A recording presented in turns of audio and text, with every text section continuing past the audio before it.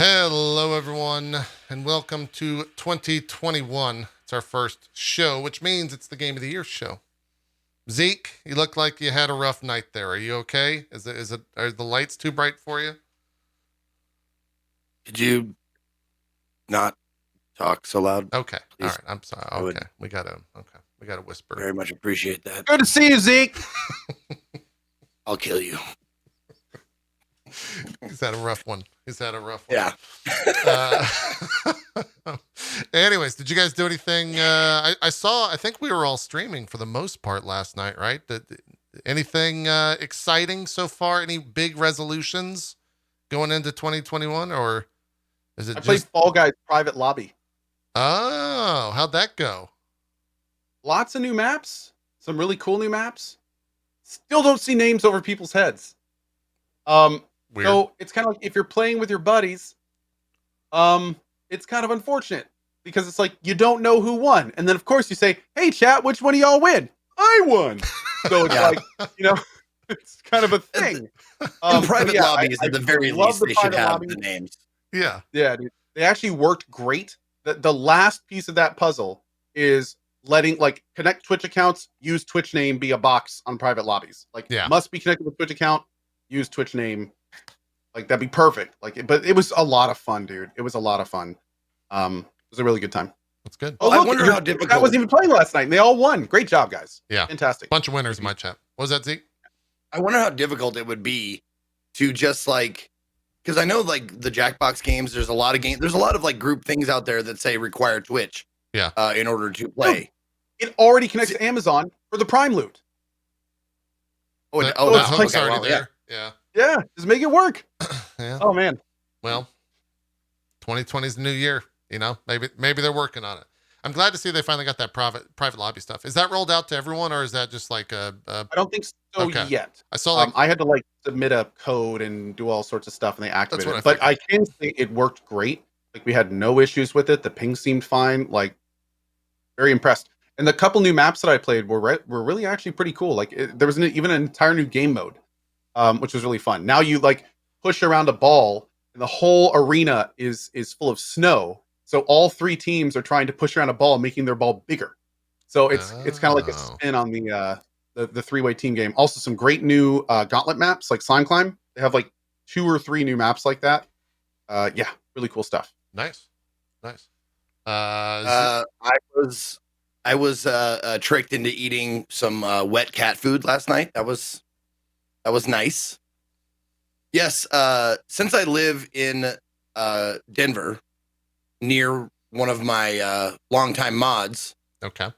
My YouTube guy, who will remain nameless because he hates when I call him that. Okay. He came over last night and he said him and his kids and his wife baked me a little cake treat for New Year's. And he said, "You've got to bite this part of the cake first." And I did. And there was just enough wet cat food in there. I got just a little hint of something tuna or salmon-y. And I'm glad I was drunk. I'll just say that. Because you finished it. Did you finish it? No, I did not. Oh. I ate it you seen Super Troopers, the captain bites the soap, and I ate it like a trooper. I didn't let it affect me or stop me. It stalled me for a second. Now, do we know if this was a Frisky or a Purina, or what brand are we talking here? Funny that you say that. I actually asked, and he goes, "I don't remember the brand, but it was top of the line." I was like, "Nice." I don't know. Only the best cat food for Zeke. Yeah, I guess that was from the fresh section in the pet aisle. Yeah. But I did want to ask you guys, off topic. What is your have you seen a meme out there for 21 that you really liked thus far? My personal favorite thus far is 2020, and then there was a picture next. It was Happy New Year 2020 Kiwami. I like that better than the ones going around everywhere. New Game Plus. That one's the New Game Plus is kind of everywhere. That one's a little weak. But no, the Kiwami one, that's probably the better one so far, I've heard. Yeah. I think the one that I've seen, it was more relevant to 2020 than it was 2021, but it was the scene from Ant-Man where now I'm going to forget his name, where Ant-Man's in the van and he's explaining, or he's being explained what's happened while he was in prison. And the guy's just explaining everything bad that happened in 2020. And it just goes on for like 20 different screens of the guy explaining all of the terrible shit. Yeah. Yeah. Oh, and you, I tweeted that out. Right? Yeah. And then at the very end, it's like, but at least they remastered Lord of the Rings. It's true. Those are good. I've watched them. They're very good remasters. Yeah, that's probably my go-to so far. I also saw a couple of Final Fantasy 14 ones where it was like 2020, and this is only going to work for Final Fantasy 14 people, but it was like 2020 Extreme or 2020 Savage, which is, yeah, I'm not going to bother explaining that, but for any Final Fantasy 14 fans, you get it. You understand. So yeah, those are good 2020 names. Mythic for the WoW people. Yes, that's the WoW parallel for sure. The funniest thing that I saw from last night in terms of 2020 celebrations was Anderson Cooper on CNN with, I forget the other host's name, interviewing Snoop Dogg and asking him all of the places he's gotten high live on air last night at about 1 a.m. while being drunk as shit. Like, well, Anderson, it'd be quicker if I just told you the places I haven't been high. They were like, you gotten high at the Oscars? And Snoop Dogg leaned in and he goes, not yet. He's like, you get high at CNN before? Oh yeah, in front of Melrose Place all the time. It's just like, what is this interview? It's great. It's really good. I've seen that going around as well. So yeah, at least some good stuff. Has Snoop ever had like a misstep? Like I don't think like he okay. Yeah, I think actually in 2020 he said some dumb shit. Okay. It was either last year or the year prior. He definitely has said some dumb shit before. I forgot what it was about, but I know that he's done some dumb shit. He also did the Snoop Lion thing as well. It's all Snoop Lion face. Yeah. Yeah. Yeah. We don't talk about Snoop Lion.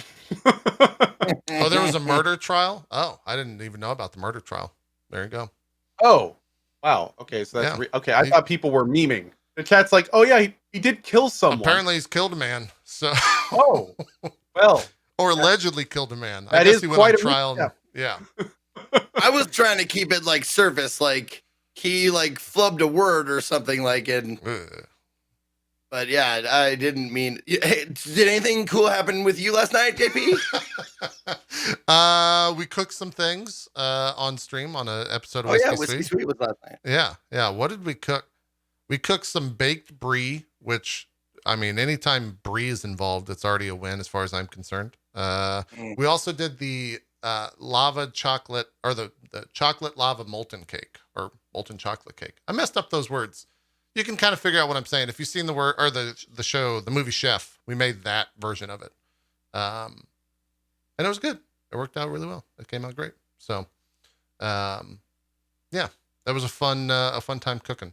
We were also, that was the first time, we're no longer in quarantine after 20 days of being in actual quarantine and like Aaron, living in a different part of the house for the entirety of December. We're no longer in quarantine. So a big win. 2021 is starting off great so far. Now that I can actually see my fiance, without, 6 feet in between us. It's great. 10 out of 10. Anyways, this is the Game of the Year show. We've already killed 30 minutes of it. We got to get going. We will have a break in here right before we jump into our top 10 list. And I think, if everything goes well, I think that we've structured this out. So we'll have the negative stuff at the very start with the first two, and then we'll just go all positive after that. I think that's a proper way to send off 2020, is talking about the biggest disappointment and the industry fail of the year, at the top of the show. And then, everything after that is positive. So, how do you guys want to handle who goes first here? Are we just going to go down the line? Rock, paper, scissors. Okay. Rock, paper, scissors. Oh, there's a rock, delay. paper, scissors, shoot. Oh, okay. Rock, We're doing paper, rock, scissors, paper, scissors. yeah. I'm not a skilled rock, paper, scissors That's right. player. Here we go. Rock, paper, scissors, shoot. Co goes first. There you go. Okay. So my biggest disappointment this year was, funny enough, also my game of the year. Remothered Broken Porcelain was my biggest disappointment. And let me tell you why it was my biggest disappointment. Remothered Broken Porcelain was my biggest disappointment for two reasons. One, the Remothered series is this kind of like weird story, kind of sci-fi, it's got horror elements. There's these little tiny glimpses of like, man, in some alternate reality, this could have been really cool. Like when you play the first one, like there's some weird parts to it. There's some like odd things. So when Broken Porcelain was announced, I was like, okay. So they had this like kind of cluster of a first game. I'm sure in the second one they'll learn from their mistakes, or the third one, whatever it is. I'm sure it will be at least a little better. I'm sure it will be a little better. And that was the first part. So next one will be a little better. Then they released it a week early. When I heard they were releasing a week early, I was like, oh, confidence. Like things are going well. We're getting I don't remember you saying that. They feel so good about this that they're going to put it out an entire week. They don't even need to work on a patch for the first day. Man, the balls on these guys. What a cluster.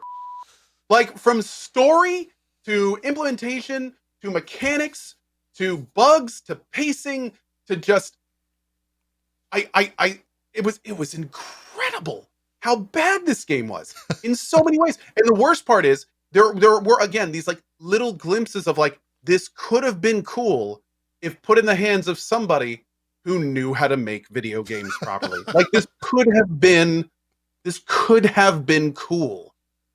So it's unfortunate. It's unfortunate in a way. My one hope is that down the road in 10, however many years, that when this company has gone out of business or whatever, that somebody buys the IP for the whole Remothered franchise and makes like one game that realizes like the cool stuff in it. Because I think it actually could, like, it could work. There's no question it could work. I understand why they made these games. You put it all down on paper and it's like, oh yeah, this could work. But the implementation, total mess. Total mess. All right. There you go. I do remember you playing this game, and I do remember the funny clips that came from it. So that's ramming speed, Captain. Yes, that is correct. Zeke, we both went with paper. So do we have to play again, or are we just going to go down the line? Do you want to go next? I'll just go. Okay. All right. Go next. Yeah. Also, before we do this, we should note that all of these were submitted to Barry, so we do not know each other's choices. This is all new information to us. We are going in without sight. It's true. That's very accurate. That is very accurate. And yeah, we also don't know any of the community votes as well, which will come later down in the stream in the show. So it'll be fun to guess those, though. I'm looking forward to guessing the community votes. Yeah, exactly. Zeke. All right, biggest disappointment for me. And I just want to preface since this is the first thing I'm going to reveal. I just want to preface everything that I'm going to reveal and say today is that my choices are related to me. I would have to experience the disappointment or experience the whatever in order to comment on it. I didn't get a PS5 this year, so a lot of games I didn't even play. So just letting you know that right off the top. But sure. The biggest disappointment for me, easy choice, Deadly Premonition 2. The fucking frame rate issues. Oh my God. And the reason why I was disappointed is because I was so hyped about it. I was so excited. I was so looking forward to getting my hands. I loved playing Deadly Premonition this year. Like the first time I ever played it, it was great. Had a lot of fun. And then Deadly Premonition 2 was like going to release and I was so excited. And it came out and it was a janky fucking piece of garbage. Like it was unforgivably bad with the frame rate issues. Like when you're like skating in the overworld, it was no more than 10 frames. If that, you were lucky to get 10.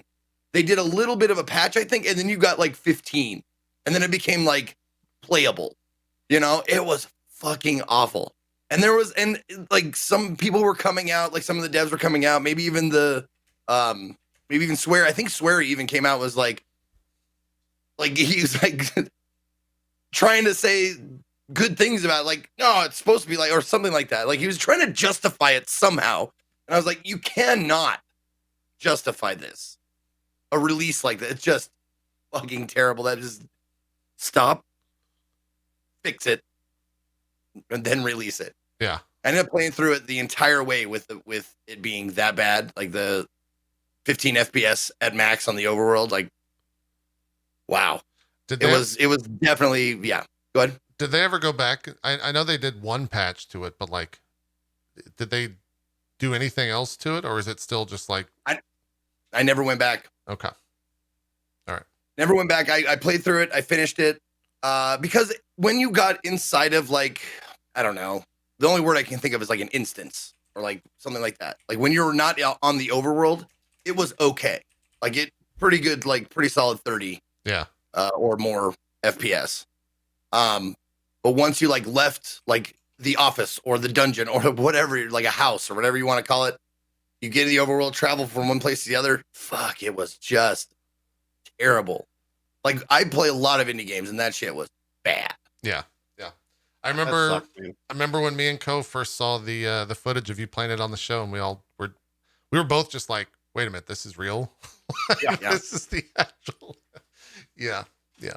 It was rough. So I don't know if anybody out there knows, like, I don't know if they patched it and made it any better, whatever, but if they haven't, I could not recommend it, dude. Could not recommend it to anybody unless they fix those frame rate issues. Which sucks because the story was as good and weird as I wanted it to be, like judging from the previous game, like from the Deadly Premonition 1. It did drag on in parts, but it was still pretty goddamn fun and weird and Twin Peaksy. I enjoyed it. I think it's going to be funny when if someone takes this entire bit of biggest disappointment and just puts Cyberpunk over us and just uses our same conversation so far, because everything can be contributed to it. Because no, I didn't choose Cyberpunk as the biggest disappointment. I had zero hype for it going in, so I wasn't disappointed. I was just okay. That's Cyberpunk. You'd think from Witcher 3 they would have learned what to do, but then it came out. Like, yeah. Now wait a goddamn minute, JP. You suggested something that you already did when you put that Shadow or the Final Fantasy 14 thing. So you made that graphic with all of us. I should note that graphic was only made as a placeholder. So to test production aspects of it, we just had Final Fantasy literally for every decision on here. So we didn't make exactly like something you do. Yeah, I didn't do that. That's what the people making all this did. Barry and Zook and all them. I did not give them the suggestion for that. Nope. At all whatsoever, and you can't find any logs of it. So I can smell the lies from North Carolina, JP. Literally, it's wafting over here on the eastern wind.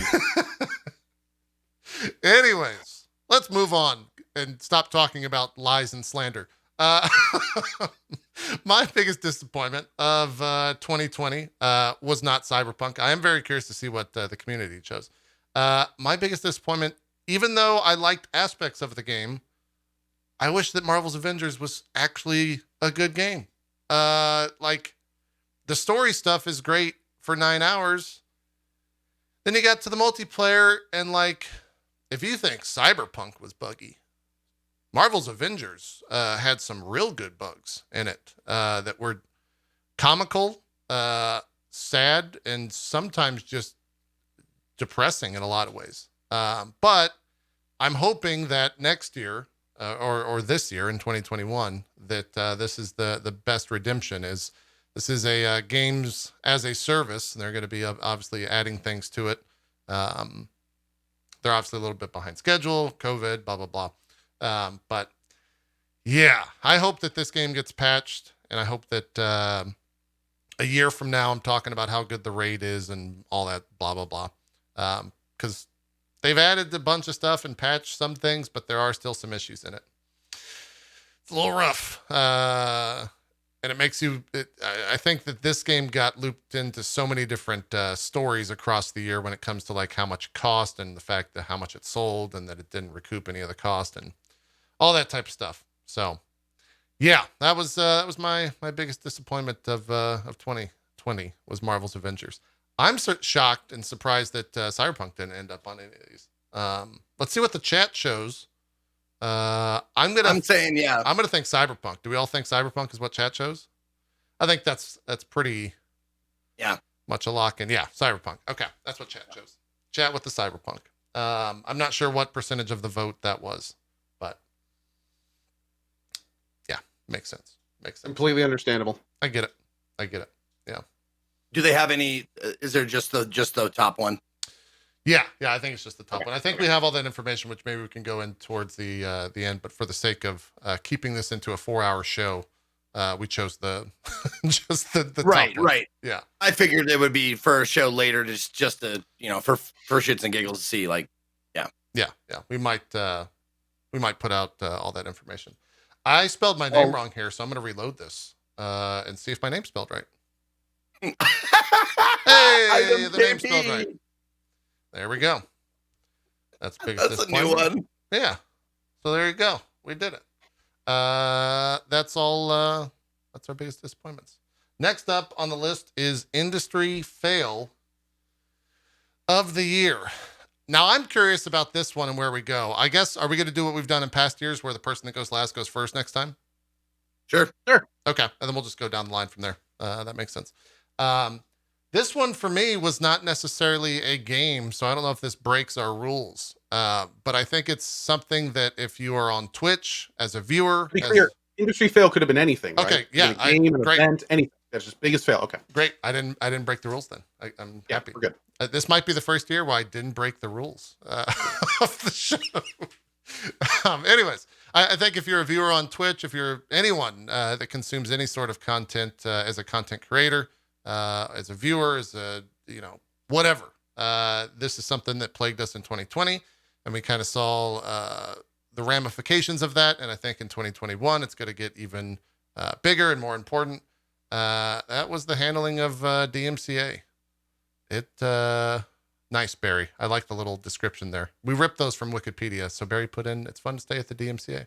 It's not, because I think that might mean prison. Potentially moving forward. It was just like, and I say industry fail, but it may be because we've all just like stopped.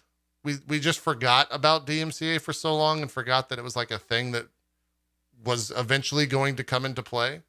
And maybe some of the industry fails the fact that there's so much misinformation out there.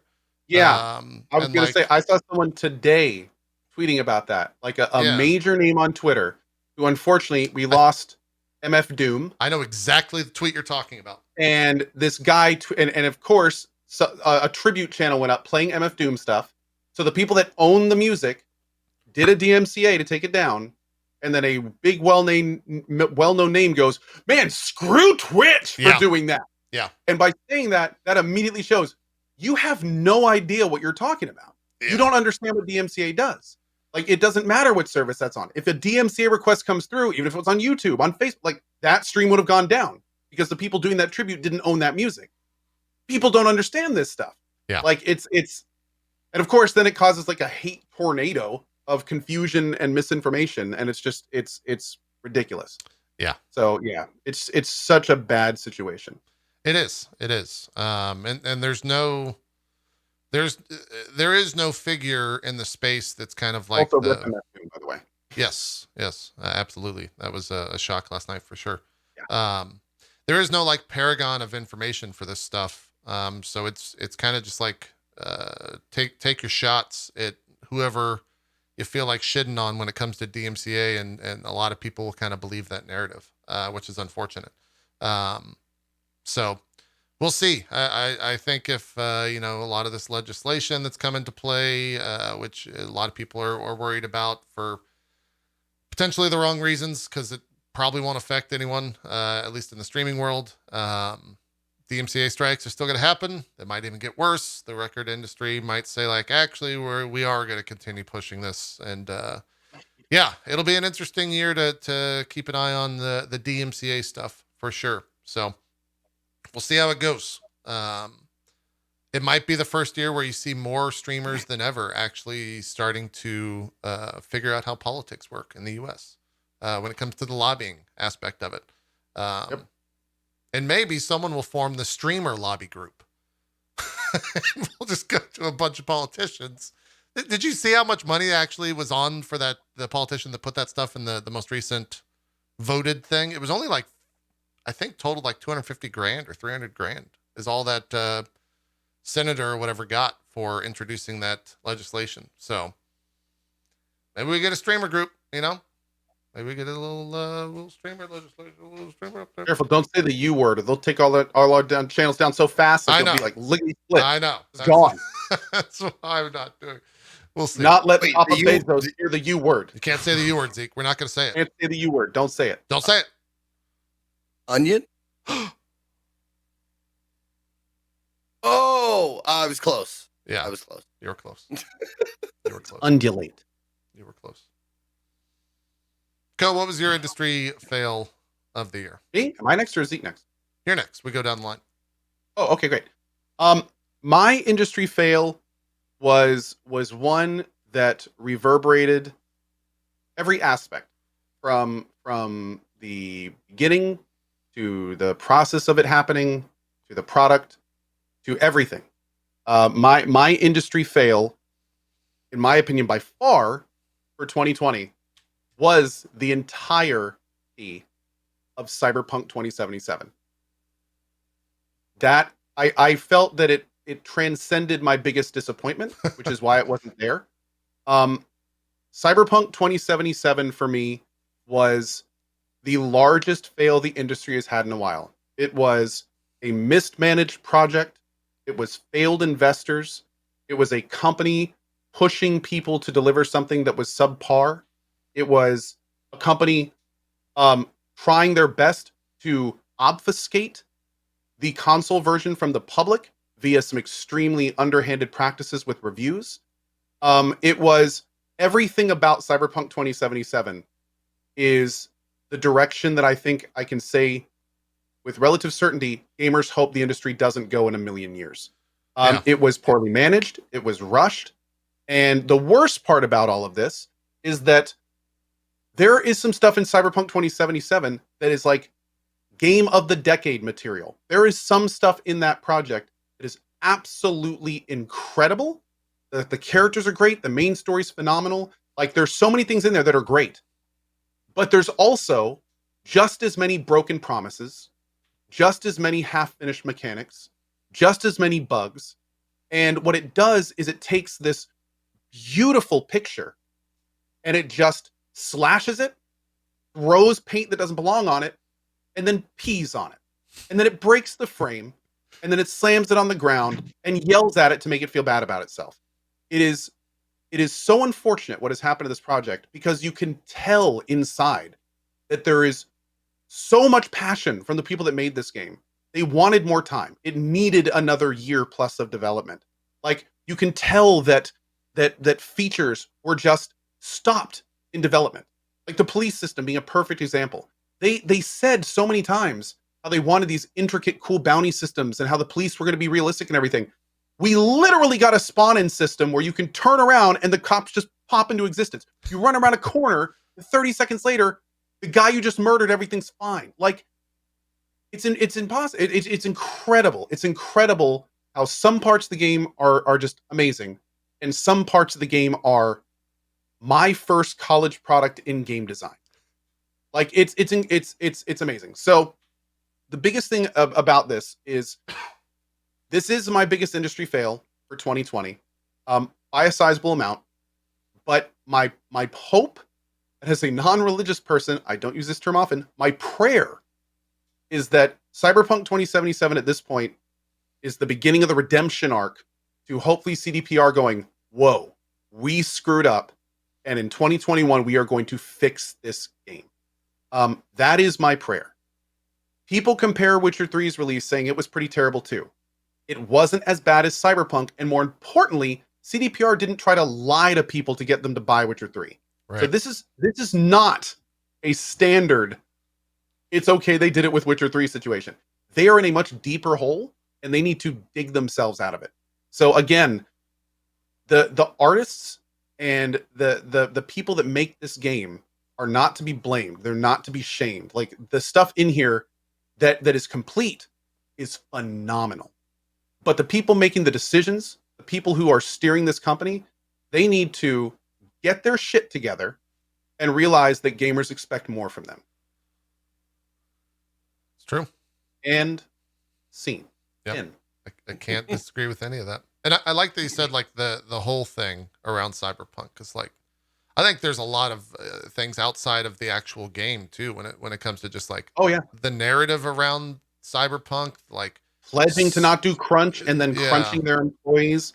And the worst part is just the blatant attempt to go against gamers. They tried to rip gamers off by making reviewers show content, not giving them the console version before they knew day one reviews would go out. Like they tried to pull a fast one. Yeah, they did their best, and they only started doing refunds days later when basically people were rioting, and they still have lawsuits going against them. So this is a deep hole, man. Like a very deep hole, and the ball's in their court. Let's see what they do. I think for me, this is maybe a weird take on it, but I think in a lot of ways this re-solidified like the importance of reviewers, because like reviewers came out, said all this shit, and then they got like death threats and the standard reviewer shit, and then it all was true, and everyone's like, wait a minute, these people weren't just doing this for likes and doing this for hits. It was. I'm hoping it's the opposite. It was the truth. It's true about reviews, but I'm hoping that people are looking at CDPR and going, this company got so screwed because of what they tried to do that maybe we need to not be like that in the future. Maybe we shouldn't try to fool reviewers. Maybe we should just let them give their honest opinion. Like I'm hoping from a company perspective that people are watching this and going, we should not be trying to pull this shit with reviewers. It sucks. You're not wrong. Yeah, I think there's so many aspects of like I feel like there's so many things that could be said about Cyberpunk's everything around the entire project, from the game itself to the criticisms of the game to just social media in a nutshell when it comes to how we talk about games and the discourse on all of that stuff. It shined a light on so much things in this industry that just kind of suck across the board. Again, this could, but the thing is like there's enough good stuff in there to the point where this could be a success story. Like it's not a sunken project. This could be a No Man's Sky. It could also be a 76. This could be the beginning of a 76. So, like it's crazy. Like the pivot that we are sitting at in time right now. We'll know in half a year what type of game this is going to be. Yeah. It's wild to think about that. It's true. Anyways, now that we got all that out of our systems, any commentary on Cyberpunk? We didn't let you speak on there. Sorry about that. Well, there's a reason I was staying quiet. Oh. Because my industry fail is the same thing. Well, there you go. Beautiful.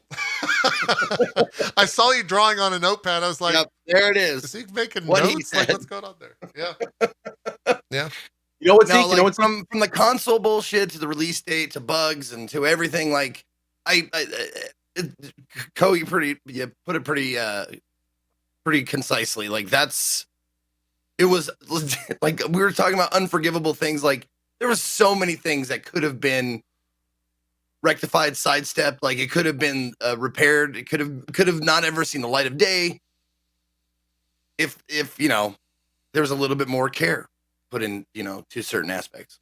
Yeah. Care and time. And like there was like, and also I just want to say, JP, biggest industry fail. I honestly was like, it has to have something to do with the game. Like that's what I was thinking. I was like, it has to have something to do with the game.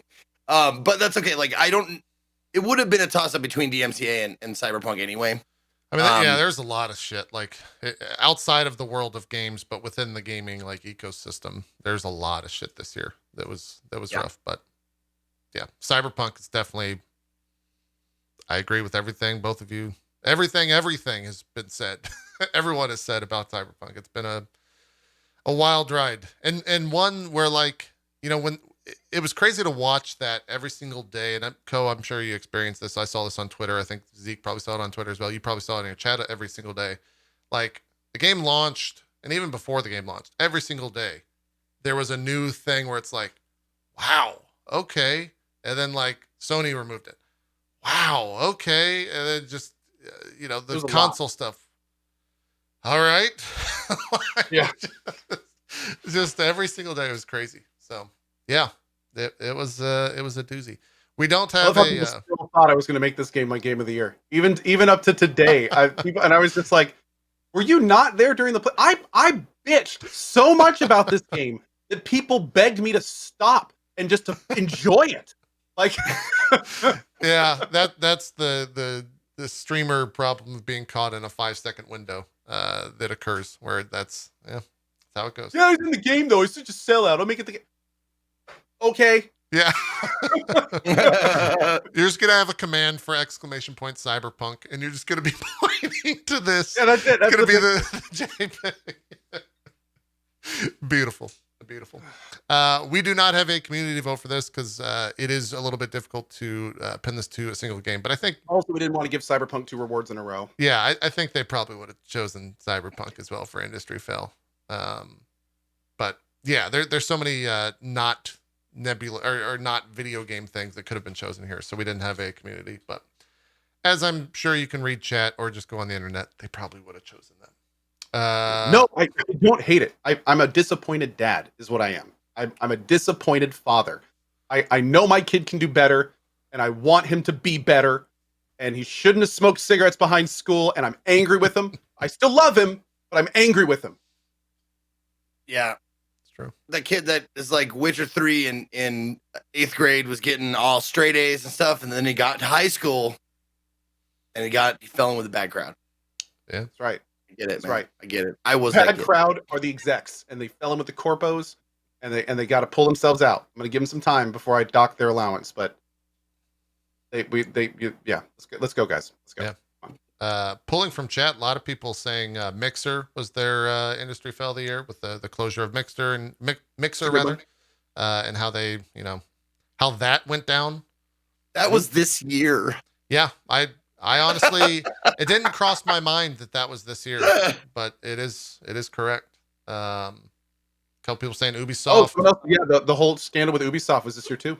Yep, another good one. There's a lot for sure. Let's get all the negativity out here because we're moving on to music, and I don't want to see any negativity in chat at all for the rest of the show. Okay, that's the goal. That's not going to happen at all. If you don't want to see any negativity in chat, I suggest you close your chat, JP. No, yeah, I was honestly going over towards the X there, and then I could just say without question, I didn't see any negativity in chat for the rest of the show. Yeah, let's move on to best music. Wow, this guy in Texas goes, Ted Lasso is shit. Wow. Oh God. Wow. Whoa, slow down, dude. We're all friends. I need a name so we can permaban him. I can block him on Twitter. Did you watch it, Co? No, I haven't seen it yet. He hasn't watched it yet. Okay. I haven't watched any TV for like a year. Ignore I hate. I like. There's a part of me that really like that teen angst that wants to go against everything, and JP seems like of the drop frames, he's the man. The establishment. He's because you're the leader. Is this the new meme? Now that you can't say I hate games anymore, you're like JP's the man. No. You're the creator of this show, right? That's fair to say. Sure. So yes, I agree with this. Agreeing with you goes against my dumb like teen angst contrarian attitude. But when you said Ted Lasso, I was like, all right, I'm gonna give this a look. I'm gonna tell him how bad. Oh God, it's so good. It's so good. It's a good show. You should probably watch it. He's the establishment. Anyway. JP is Hit Me Swamp. That's true. I'm the Corpo. I'm the Swamp. That's all. It's all accurate. It's all accurate. Zeke. Corpo, Street Kid, and Nomad. Okay, I'll take it. Who's the Street Kid? Out of the three of us. Premlaw said Co is the Street Kid, and I'm the Nomad.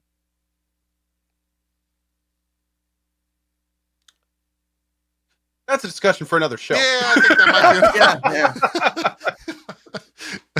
might be. Yeah, Zeke, what was the best music of 2020? My favorite music. There's a lot of games out there that had some really great music, but there was one game that I have listened to the OST many times over. I love the way it hits. It's got oh God, I can't remember. It's the wave, something wave. Synthwave. Synthwave. Like a synthwave sort of. It has hard rock guitars like thrown in there as well. My favorite music OST of the year was Virtua Verse. Virtua Verse had fucking wonderful. Whoa. I loved it. I absolutely love the soundtrack. I listened to it over and over again. Master Boot Record is the name, or I'm not sure if it's Master Boot Record or Master Boot Record, but they got 23 tracks, lots of different flavors in there. Some that really bang, some that are really like cool and atmospheric, like chill time music. But it's got some really driving bangers in there as well. It's got enough difference, like what's the word I'm looking for? Differences in tunes, like variance. Thank you. Has enough variance between tune to tune that'll keep that it's not doesn't sound like one song is just another song like reprised or anything like that. Yeah. I really enjoyed it. It was a tough choice, but that's another one where I was like, technically, it probably isn't as like technically good as a lot of other soundtracks, but this one I personally liked the most. Yeah, that's great. That's the whole point of the list, man. Hell yeah. Very cool. It is indeed. And what was the name of you said the soundtrack was Master Boot Record or Record? That's what. Yeah, three words: Master Boot Record or Record. I can't remember. Gotcha. I'm gonna have to check that out. Cool. Virtua Verse. There you go. How's the game? Does the music make the game? Yeah.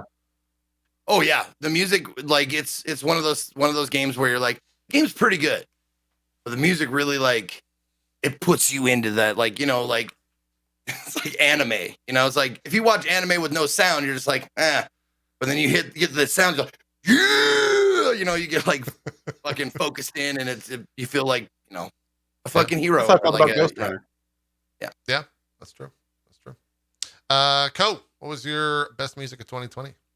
Well, get ready for the salt, because Final Fantasy VII was really good. I love the music, had some jamming tunes. And of course, there was the dulcet tones of Hades. Some of the best singing, got goosebumps during it. But in terms of overall production and what really made me kind of like get it in there, Cyberpunk. Okay. That had my music. The music in Cyberpunk for me was one of the things about the game that stood out. It was one of those things that really made the game. Just driving around, listening to those stations, there was phenomenal music. Some of the combat music when it would pick up, specifically the Rebel Path, which is the new tune that I'm using for my cozy streams in the evening. Like, I can count the number of times in a game on one hand where music has made me feel more like a badass during a combat scene. And walking through those buildings with that like deep ass synth in the background as Johnny, and you're one-shotting everyone, and like amazing feeling. Tie into the fact that they have so much music made for the project alone. They have rap, they have electronica, they've got metal, they've got all these songs that are custom made. There's an entire song called Night City, and it's incredible. It's just, you know, and they have joke songs like Pon Pon. Like, it is a masterclass in making an immersive soundtrack to fit a virtual world and make you feel like you are a part of it. And then you tie in all of the phenomenal music that you can't even hear on the radios. That's like part of the game itself. Music was one of the best parts of the game for me, by far. The music, the main story, the characters, and the city itself were like the highlights for me. Almost everything else needed work, but those parts, like those were the foundation of that game. That really made me be like, that's why I say it could be something special, is for stuff like the music. Yeah. I think there's no denying that it definitely only added. It didn't, there was no negative aspect of the music when it came to like adding to that world and adding to that immersion and like putting you into the mood of Cyberpunk 2077 without question. I cannot disagree with you there for sure. I just didn't. Honorable mention also to Doom Eternal, by the way. That one also had that was kind of like Doom Eternal. Doom music is always so good, and talk about a music that matches the game. Like, that was tough. It's true. It's funny you say that because that was mine. Really? I think I can't like. I feel like if you take away the music from Doom Eternal, that game isn't is fun. It doesn't make sense. It doesn't. I don't know. There's just something special about like playing an FPS and moving fast and listening to that soundtrack that like is the complete package when it comes to what I want from music. And I think it does exactly what like Hotline Miami did. The soundtrack to Hotline Miami did for that game. I'm very sad that that Mick has moved on since that project, but the DLC was still good when it came to the music aspect of it. It did not the experience did not worsen from that. But yeah, I thought it was great. I'm also surprised that Hades didn't end up on anyone's list here. That was another close one for me. Yeah. Like in terms of talent, I'd say Hades, like the talent in like the voices and some of the actual real music you can hear in there with the actual instruments and everything. Totally. Like it's so beautiful. Goosebump inducing music is in Hades. Yeah. Like in the blood during the outro and everything, just incredible stuff. Yeah. Yeah, no question. Yeah. I don't think I played enough of it is the thing. Of Hades? Of Hades, yeah. Yeah. To get to a lot of the good music tracks. The other one, the honorable mention for me, it was a little bit on the softer side, so like it didn't like grab me as much, but Haven was a really like I immediately bought that soundtrack too. But that one's super chill. Like it's chill tunes to like, do your homework to or whatever. Yeah. Lo-fi beats to chill to or whatever. This is like supreme boomer convert. We don't even know the fucking thing that all the supers listen to. I prefer lo-fi razor step when given the option, but I really like drum and synthwave. Yes. That's a good one. Accurate. And fort step. Yeah. That's a yeah. I a lot of people in chat are not upset, but asking like why not Persona 5 Royale? And like Persona 5 Royale is like 10 out of 10, but it was the music from Persona 5. Like there was only a handful of new tracks. So I felt that was unfair to give it to that game when like that was the best music of that year. Whenever that was 2 years ago, 3 years, something like that. So yeah. Yeah, 2 years. Yeah. Yeah. So that's why I went with Doom Eternal. Then again, Doom Eternal was just the same thing as Doom 2016. Like it was more like that type of music. So that logic starts to fall on itself. But let's see it's that good. Yeah, it's that good. That's true. That's true. And also like Final Fantasy VII remake. I think probably crossed a lot of our minds there. For me, I feel like nostalgia plays such a strong factor there that like even if the music was bad, it'd be like, I remember when I was 10, it was great. And it could just be like someone playing a fucking kazoo. I'd be into it. So it was good without question. But yeah, a lot of good music this year is essentially I think what you can kind of take from that conversation. Let's see what the chat shows. The community vote for best music was. I'm going to say Final Fantasy. Hades. Oh, it was Hades. Okay. There's Hades. Hades getting the win from chat. There you go. Great call, chat. Proud of you. Yeah. That's a good one. Makes sense. It's good. I would imagine we're going to see that a lot. We're going to see Hades a lot. Yeah, I think it was, especially within our 3 communities, I think that's kind of a strong contender for a lot of different things. I mean, the game was okay at best, but I mean, the music was pretty good. Yeah. You're probably right. Oh shit! Moving now along. Wait, can I change my biggest disappointment to what Code just said? Wow. No, we're 2021 now. Stop the count. All right, we're good. We can't move on. You can use this moment for this year's at the end of the year. There you go. All right. So I'm looking over my list. Favorite multiplayer, best multiplayer of 2020. I went last, so I'll go first here. This one was actually, we were talking before the show, like if we had difficulties with choosing anything or coming up with things for the top 10. Multiplayer for me, like I kind of felt like, for me personally, multiplayer games in 2020 were not necessarily there. A lot of the stuff that I played was single player primarily. But there was one big game that I played that I think we all played, and we all played together, and I had a fantastic time with it. It was Fall Guys. I think that game for the better part of 2 to 3 weeks, like kind of took over Twitch, took over my interest in multiplayer games. I think it was always, while I might have yelled in the moment, it was always fun when someone on stream with a name you recognized until you couldn't see the names anymore. When they grabbed you, you would look over in chat and be like, "You motherfucker." you goddamn piece of shit. Why are you grabbing me? So yeah, that was my, it took a while for me to think of it, but as soon as I saw Fall Guys and kind of the games that I played, I was like, oh yeah, of course. That's my best multiplayer, my favorite multiplayer of 2020. So it's a good one. And it seems like, from what Co was saying earlier with the private lobbies, and they're going down the right path and adding some longevity to that game. So we might be seeing more than in 2021. Co, what was your favorite multiplayer, best multiplayer of 2020? All right, easy peasy. Fall Guys. I played it last night and I had a great time. I mean, I played Fall Guys every day and for my cozy streams for like weeks. I played with viewers when they get in. We had like channel jokes based around it. I mean, it's just like you said, it's one of those games.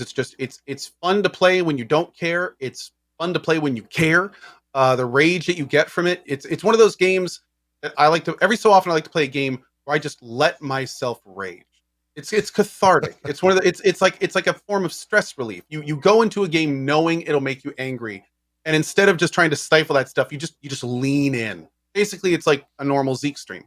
But I love that about this game, and it's one of those games that, you know, you could be having a great time in, everything's going well, and then someone bumps you the wrong way and you're off the map, and then you just jump back in, and 5 seconds later, in many cases, you're playing again. Yeah. So yeah, I love that they're doing private lobbies. I love that they're adding games and new maps and things like that. It's when this game came out and we all played it for about a week, we were like, oh, this is going to get stale if they don't keep up with it. Well, it looks like they're keeping up with it, which is awesome. So Fall Guys is my vote. Also, real quick, I saw a lot of people in chat saying EFT. Tarkov is not out yet. That's one of the rules of our list. 1.0, yeah, we have a category called Top 5 Games Streamed, which is early access. Games we've already played. Anything can go on that list, but all the categories and the top 10 list has to be games that have released. Right. So Fall Guys came out this year. That's the same reason, for instance, Among Us couldn't have won this because it came out 2 years ago. So yeah. Fall Guys is my game. Zeke? It was close, man. Fall Guys was definitely in the 3 games that I was like going back and forth about. But I had to like honestly ask myself, what game did I have the most fun playing? And the game that I had the most fun playing multiplayer, Phasmophobia. I had a blast playing Phasmophobia with very different people. Even some rando pickup groups was pretty fucking fun. There was, I mean, let me just say this right now. There was only one developer. Did you know that? Let me just say that real quick before I go. There was some jank, dude. There was some definite fucking like jank to the game. Yes, I can forgive it, but no, I can't ignore it. You know? Yeah. So there was definitely some fun, but all in all, being 4 people co-oping, ghost hunting, doing that kind of stuff, putting salt and crucifixes and just wandering around a house going, are you there? Are you? And just hearing people from the other room, like, say, what's your name? Like shit like that. That was so much fun. I could play that. I played that for many sessions with lots of different like people. And it's just every time it was super fun. I can't say that for Fall Guys. Like with Fall Guys, not every game was fun. And there's a lot of different factors, like based on personal skill or the level I thought was a bad design or the competition shit was uneven. Right. Like that kind of shit. There were games where I didn't feel like I had fun playing them and I just wanted to start over again. Phasmophobia was pretty much all the way through fun every time. Even if you fucking failed, even if you like spent hours looking for the ghosts, like it's still fun to like talk to the other people while you're playing it. So Phasmophobia gets it for me. There you go. And I hope that they just keep, like, it gets lots of money, keeps updating, more new, better stuff, more fixes, all that kind of shit. I think it's got a lot of potential. Cool. Hey guys. I know it's early access. You know it's early access, but we all know that the rules don't apply to Zeke. So it's okay that he picked his first game. Oh, Phasmophobia is early access? I didn't even... Hey, we break rules around here. It's fine. It's okay. I mean, that's how it works. Okay. Oh, well, fuck. All right, then. All guys. All right, Barry, spin up the machine. I honestly... I honestly 100% care about the rules. did not know it was early access. I apologize. Okay. That is my... Dude, it's totally okay. Yeah, that's more for the goof. Who cares? Yeah. He's also, just you're off the show. I'm going to make the call for JP. You're off the show. Wait, who's the man? You're the man now? You're the man now, dog. I'm the man. You're the man now, you know what, JP? You're off the show. You're just going to run it for me now. I'm bringing in 2 new hosts. We're still going to do it on your channel, and you can keep it on your YouTube, but sorry. Barry, you're on the show. Where's Barry? Listen, God. He's going to climb in here in a second. Barry, can you add things to this? Can you just put a little asterisk, like, by Phasmophobia? I don't know if he has the ability to do that in real time. We might have to do a forced reload, but okay, he says you can, so I don't know. Yeah, maybe we'll put an asterisk there. Yeah, I didn't. That was one game I was like, oh yeah, totally released this year. I did not know. Of course, I just said that about Zeke, and I'm sitting here going, did I make sure that my list doesn't have any early access games? Yeah. We'll have to see. Yeah. We'll all see together. We'll find out together. Let's see what the chat put. Right? Let's see what the chat put here, because it could be early access. I'm going to think that chat maybe broke a roll and go with, I'm going to say Among Us here. I'm going to guess Monster Hunter Iceborne. Somebody suggested that in my chat, and I was like, oh, that's a good one. That's a good one. I didn't put that on my list because it was an expansion or an add-on, so that kind of bends the rules a little bit. Let's see what chat went with. The best multiplayer, as voted by the Draft Frames community, was... Oh, Fall Guys. Okay. Fall Guys. There we go. Cool. That makes sense. Makes sense. Yeah. Clean sweep. Makes sense. Did Iceborne come out last year? Oh, no, it came out in January/February on PC. The PC version. Oh, actually, that's right. Yeah. Yeah. Console was last year. PC was this year. Good point. Okay. That's even more confusing. Okay. Oh, Among Us was second. There you go. That makes sense. Was that from one of my mods saying that? Silly cat. Oh yeah. Cross-eye saying Among Us was second. Cool. Moving on. Favorite DLC/expansion. What did I put for this? Okay. Just think about that for a second. Zeke, you're up first. I went last. Yeah, I'll go first. I did not play a lot of DLC or expansions. I'll be honest with you. Okay. I didn't do a lot of them. I think like less than 4, I want to say. But it's not, I don't know if it's an expansion or it counts an expansion or DLC, but it was added content to a game that was already established. My favorite DLC or expansion was the Twitch integration of Detroit Become Human. Okay. It absolutely changed how the game went because I let chat make all of the choices. So I know it's not like I honestly, like, I don't have a log of DLCs or expansion that I played this year. Sure. Okay. So that was the one, like, I had to do, like, I was gonna, like, Control had a DLC or expansion, but I didn't really, like, get into it. It didn't grab you know? Yeah. Didn't grab me. But this one was fucking fun as hell. Like, I had fun playing through it once, like, just my choices were fucking awful. And then they said, like, oh, chose the worst Detroit. One. Yeah. And they were like, Detroit has a new, like, mod or whatever that you can have. It has Twitch integration. They can pick all your things for you. It was like, let's see if you guys want to keep people alive. And it was so fucking fun. That's awesome. Yeah. I remember you talking about that. I need to go back and watch some of the VOD if it does exist still. I would assume on your YouTube. Yeah. Cool. Also, that's Detroit Become Human. There's a amount of space, chat. That's all that is. Go. What was your favorite DLC/expansion of the year?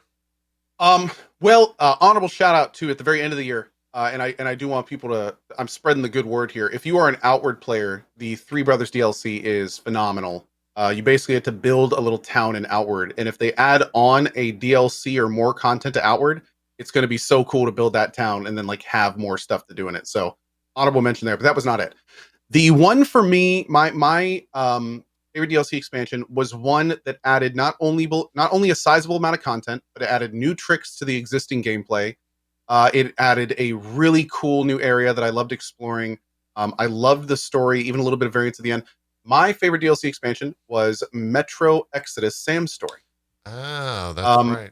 Not a huge amount of people played this one, but I thought it was phenomenal. It was a foray at their best in a lot of ways. It was a very cool adventure. It was kind of like this semi-open world area that you could go through. It had a fun story. It had some really cool twists and turns. And I really had a great time with it. If you're a Metro fan, I highly recommend it. That's it. That was a sad one, right? It's got an emotional story. Oh, okay. No, there is a very sad DLC. Yeah, I remember there was this exceptionally depressing. I believe that one is called The Two Generals or the okay something, I think. But no, this one actually is pretty uplifting. Like there's ways to do it where it's like cool, okay, like awesome. So yeah, it was a lot of fun. Two Colonels, thank you. Two Colonels. There you go. Awesome.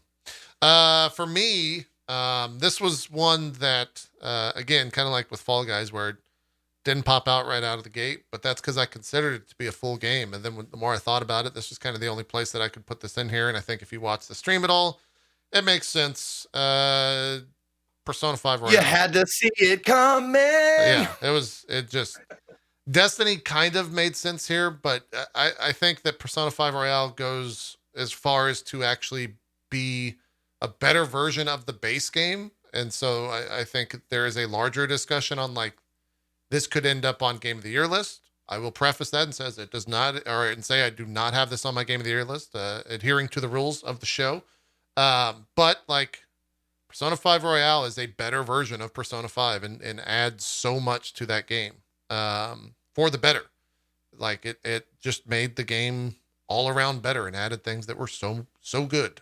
And I'm glad that I waited, kind of like lucked into waiting, kind of like the Demon Souls situation with Ko, where I just got a better version of Persona 5, with that 100 and whatever it was, 140 hours that I spent on that game. So yeah, without a doubt, if you have a PlayStation 4 or 5, you're looking for a lot of time to dump into a game,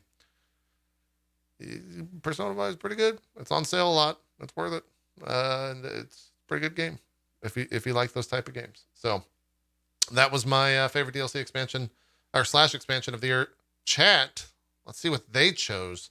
I have no idea what chat could have chose here. What do you, Iceborne maybe comes to mind, but that's only because it's fresh in my mind. I don't know. It's got to be P5R. It's got to be. Maybe. I feel like only my community like played that, or at least talked about it. Maybe I only saw them talk about it. Ko, any? Oh, Shadowlands or? Yeah, I was gonna say the WoW expansion. Yeah, maybe a WoW thing. Shadowlands or Bringers. It would be. I mean, they did release more content, but it wasn't necessarily. Oh, chat is good. I mean, maybe Terraria, maybe Journey's End, which was like the big. Maybe. I mean, let's see. This one's got to be pretty split. It was. Oh, okay. World of Warcraft, Shadowlands. That makes sense. They had a lot of people come back to that game. It sold ginormous amounts, so I get that. I'm curious if one of the mods can split that up into the percentages. This one, I am curious to see like if it was an overwhelming amount or if it was close and what else was in there. Because yeah, I played Shadowlands and it's pretty good expansion. Like it's more WoW. They did WoW right. More WoW, exactly. Yeah, it's more WoW if you're looking for more WoW to play. I think in a lot of WoW players, and it's more WoW. In a year like 2020, like staying at home and playing a video game, playing an MMO, it fits. So I get that. WoW had 12.43%, so very much a varied category here. Monster Hunter at 8.6, and then Persona 5 at 6.1%. So, yeah. Wow. Yeah. A lot of different games there, for sure. Up next is Best Art Style. Now this one we always kind of have. We didn't do best graphics. We kind of lumped those categories together, right? Like there's no best graphics. It's all just art style. Is that right? Well, graphics it's is all a encompassing. technical thing. Yeah. It's all art style is a personal thing. Yes, that is correct. I feel like me and Zeke have gone first so many times. Co, I'm going to give you I'm going to pass the torch. You go first here, Co. What was your favorite art style, best art style 2020? My game that I picked for this is that now art style, again, like you just said, can mean a lot of different things. Yeah. For me, this particular game really stuck out for me because I loved the design. I thought it was incredibly creative. I remember every time getting to someone new being like, oh my God, like that is creepy. Things that made you feel in different ways. Things that made you look at like I remember the first time I met some of these characters in this game, I would just stare at them for a little bit because there were so many different things going on them that I was just like, this is crazy. Okay. And it was also in this really kind of weird futuristic aesthetic that I absolutely loved. My best art style for 2020 was Beautiful Desolation. Yes. I was trying to keep up with you and like, all right, it's this. Wait, no, it's that. Okay, now Beautiful Desolation. Okay. Beautiful Desolation is an adventure game made by a pair of brothers. It's the people that made Stasis. They have actually a new game coming out called Stasis 2. And I highly recommend it. You look up some of the characters from this game, they are incredibly memorable. They're weird. They're like people that it's basically like these machines that are made out of like the bodies of dead people in some ways. Like it's a crazy cool adventure game. It's made, I think they're South African, the people that made it. It's super, super cool. And when I thought like, what is the game that visually made me that really made me be like, this is different, interesting, and cool? That's the game. All right. I love surprises. I'm gonna have to check that one out. I remember you talking about it briefly, but I need to get a better look at it to see. Zeke, you want to go next? You want me to go next? What do you want to do? Go next. That's right. Okay, go ahead. The game that I picked for best art style is not only because it's beautiful, it's fun and it's enjoyable to look at, but also the way they captured emotion. Like you wouldn't think it's hard to draw a hug or to animate a hug that really looks like it means something. And this game did that. It also captured arrogance and regret and all of that stuff. My favorite art style was Spiritfarer. All right. The game, like just how they showed age, they showed maturity, they showed how like an attitude, like how they walked. And like the first time that you hug somebody in the game, it looks like a real hug. And it's maybe a very small thing, but like you look at it and you're like, okay, this like affected me like right off the bat. Sure. So yeah, that is, and also like just like sailing along and having the like you go to these like little spots where you catch like meteors or like these little like jellyfish things that that fly by your boat and you have to catch them while you're doing it and stuff like that. All kinds of different environments and stuff. It's one of the more gorgeous games that I've ever played, and I really, really liked it a lot. Awesome. This one for me, like, I think this might have been the hardest category out of all the categories on our show. I think you look at like Hades and you look at the character art in that game and you think like, well, that one, like Hades, it had those characters were so impressively drawn and unique and just fucking incredible looking. From like a technical standpoint, you look at like Last of Us and you're like, that's a good looking human, right? Like that is a very well done building with some great shadows, a lot of amazing lighting. And there's a bunch of different things you can slot in there. But for me, I think simplicity reigns king. And for that, the Ghost of Tsushima, man. I think that it's kind of cheating in a way for me because this was the first game that I played on a 4K monitor on my stream. And like, obviously that's going to make everything just look better and sharper. But there is probably, they're all deleted now, I guess. A double or maybe triple digit amount of clips of me playing this game, stopping and just being like, wow, it's a really looking good sunset. Or, wow, look at those trees and those leaves just hanging out. And I think there's too. Now that I think about it, I'm not going to change anything, but a little bit of a spoiler. It might have eclipsed my favorite moment of the year from what I chose. The opening of that game when you're on that horse and you go across that field and the title screen comes up. That was like just insane. And really spoke to like how good that moment was and how good that game looked. So yeah, that was my best art style of the game or of the year. And it, when you see it in motion and now that we have the PS5 out, I've actually gone back and looked at it in like 4K 60 and like, it's the type of shit that I want my wallpaper to just constantly like go through a VOD of that game without my dumb face on it and just be like, wow, that's those two samurai look badass just standing there getting ready to fight. So yeah, there was so many moments in that game where I was just like, this is very impressive looking. Chat also pointing out like Ori looked I was going to say incredible. that's like I had 3 games on my list: Spiritfarer, Ori, and Ghosts. And Ori and Spiritfarer were really close, but I had to like take a honest look and go, which one did I, actually love more? And yeah, barely won, but it did win. Yeah, for me, this is like I said, hardest category. I think what you guys think? Chat's going to choose Hades.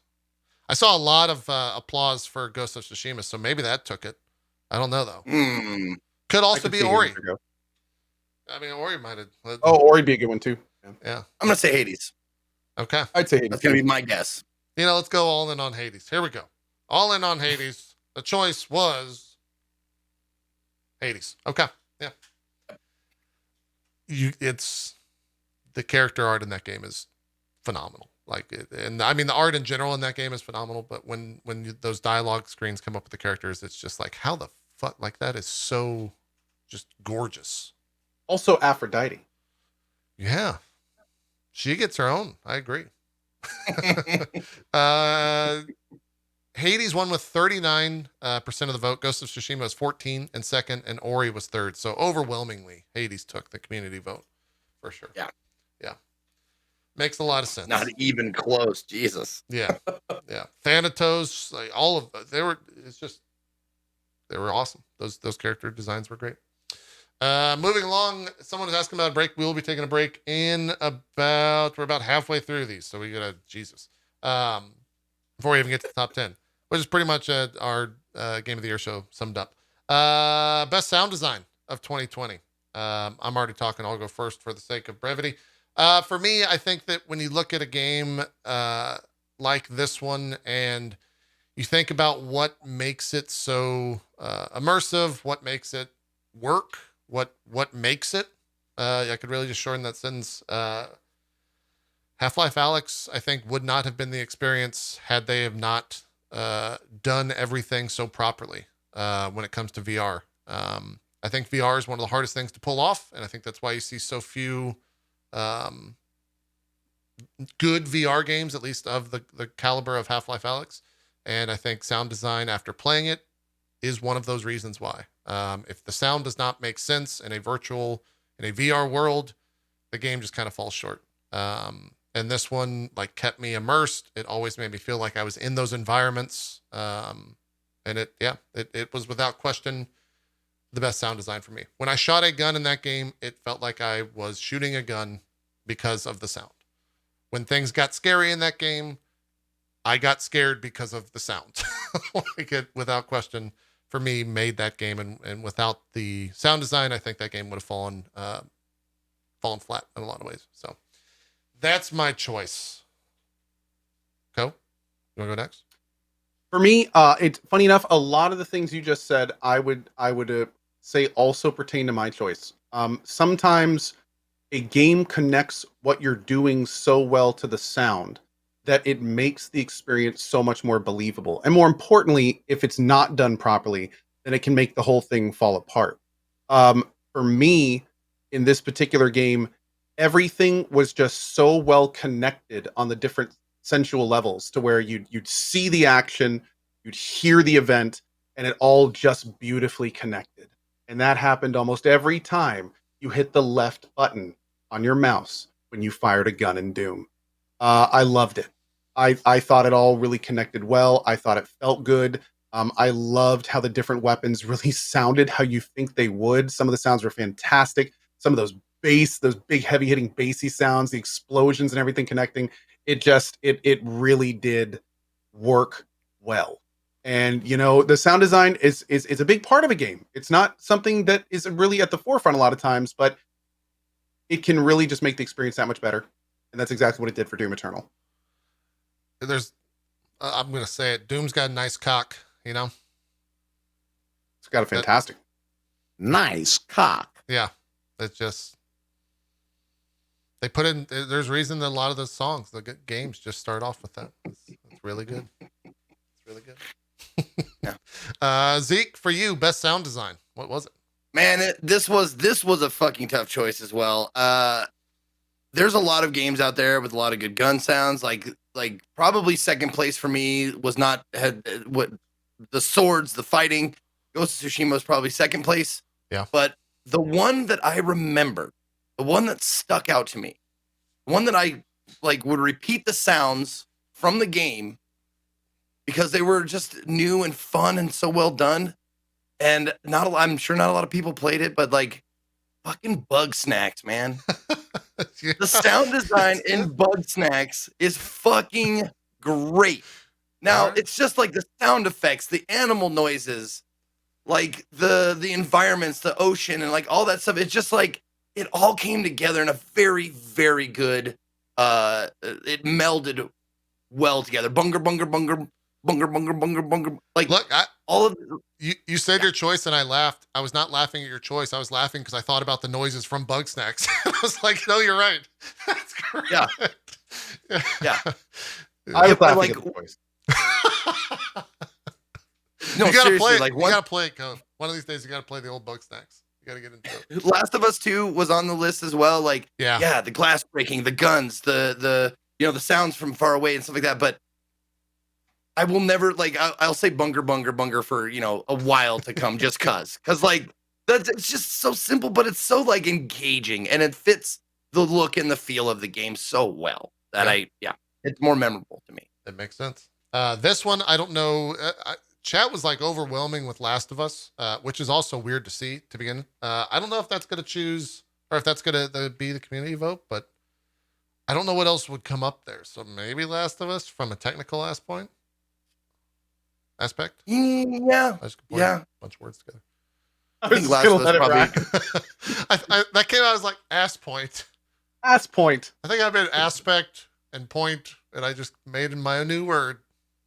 Yeah, let's do it. Strokes in 2020. How many teraflops on that ass point? All right, let's see what best sound design is here for the community in 2020. Hades. Okay. Whoa. Okay. I mean, I get it. I feel like this might be one of those things where sound design and music kind of become the same thing for a lot of people. But that said, it did feel pretty good when he hit that sword attack and everything kind of came together and it hitting, right? So let's go to chat real quick. Best new racing game, Hades. What was the percentage of the vote? Hades with this was very close. Hades with 14.95, Ghost of Tsushima with 14%, and Last of Us with 13.99. Very close. Yeah, very close there. Without question. So, yeah. I get it. Yeah, and by the way, you're welcome for Hades card idea. Go make $1 million. See the gods in their carts, like, yeah, true. That's true. Best character of 2020. Zeke, start us off. Hey, it's funny that you guys. Oh wait, best character. Okay, best character. Different thing. Sorry, correct. I thought we were doing voice acting character. Okay, character different.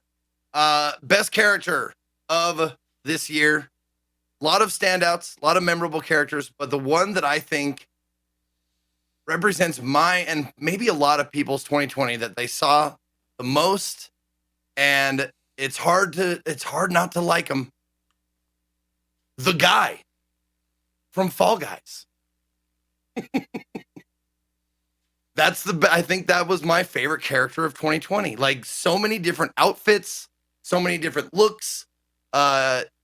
But he, like, you can ascribe your own personality to him. I saw so many like fan arts of it. The Bean, man, he was everywhere.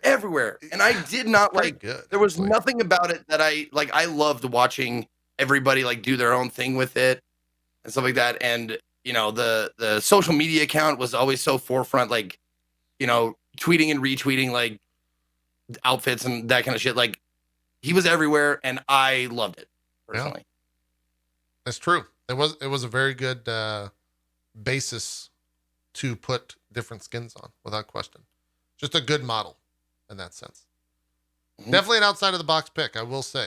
But a good one, regardless. That had real thought behind it. Yeah, actually. that's what I was about to say. It's got a lot of thought behind it. I think that actually there's like some thought in there. Yeah. Telling JP before the show, like, I was going through, there's so many memorable characters from this year. Like, from Hades alone, there's like 10 memorable characters that you could come up with. And then I went through like all of them and went, who like did I see like the most? And it came upon that. I was like, that's it for me. There you go. Ko, who's your best character of 2020? My best character, I don't think is really going to surprise many people, because this was a departure from something that had kind of already been established, and it was bringing it into a new generation.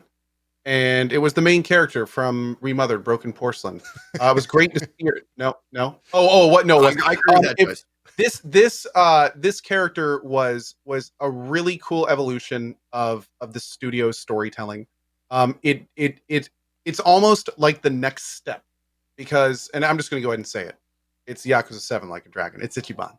And the thing that's so cool about this character is, you know, they've had all these characters, or all these games with Kiryu, who is this stoically man's man, kind of always do the right things, you know, stick to my honor and soul. And while they've been having this deep but relatively one-sided character, and I say one-sided in a good way, not as a negative thing, but this character you can count on. You kind of always know what this guy's going to do just because he's such a good guy. While they've had this character for so many games, they've been developing their storytelling, developing their world building, developing how they make a game. And then we come to Like a Dragon, where they take everything they've learned, put it in an entirely new way to play the game, and then they bring in this character that is like so much more emotional, so multifaceted. He's goofy, he's funny, he's honest, he's kind of underhanded at times. Like, he's got all these different like layers to him that just haven't been in this franchise yet.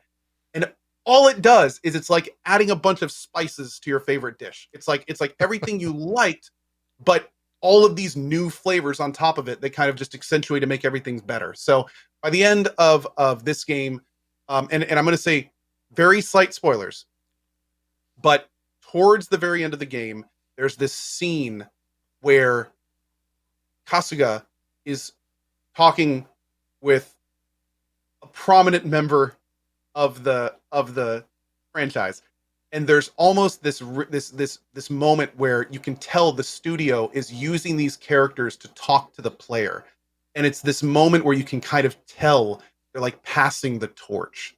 And I seriously got like misty-eyed watching this, because it was so incredible seeing this, like this like, no, you know, you're not the next one. You are you, and we are going to tell your story. And it's a beautiful moment. And yeah, and that was when I knew, like, this is my dude. Like, I cannot wait to stick with Ryu Gagotoku and see where they're going to take this character, because he, like, 100% sold. Awesome. Yeah. He was number 2, of course. Like, spoilers are done. Yeah. Yep. Makes good sense. choice. Ichiban Kasuga. Yeah. I figured this was good. I figured Yakuza was going to show up somewhere, and this makes a lot of sense. This is the first time, for sure. Zeke, you nailed it earlier when you just kind of said, like, there's so many in Hades. And for me, the instant choice was like, oh, well, it's just Hades. It had the best characters of 2020, but I couldn't choose a game. I had to choose, like, a person from Hades. And I thought, like, well, I mean, Hades himself was pretty cool, but there was one character that, like, anytime I interacted with him in my honestly short amount of time I spent with the game, which was like 15 or 20 hours, I always wanted to see what he was going to say. I always wanted to see what they were going to do or interact, and also I wanted to see what they were going to give me, most of all. Please say Baldy. Please say Baldy. Please say Baldy. It is not Baldy. It is not Baldy. This might be a little bit of a wild card here for some people. It was also not Dusa, though Dusa was close, because, like, anytime I saw Dusa, I would have a smile on my face. I'd be like, oh, it's fucking Dusa. This is great. And I know that that's, like, the one thing Zeke hates the most, which also makes me want to choose it more. Exactly. You know how I feel.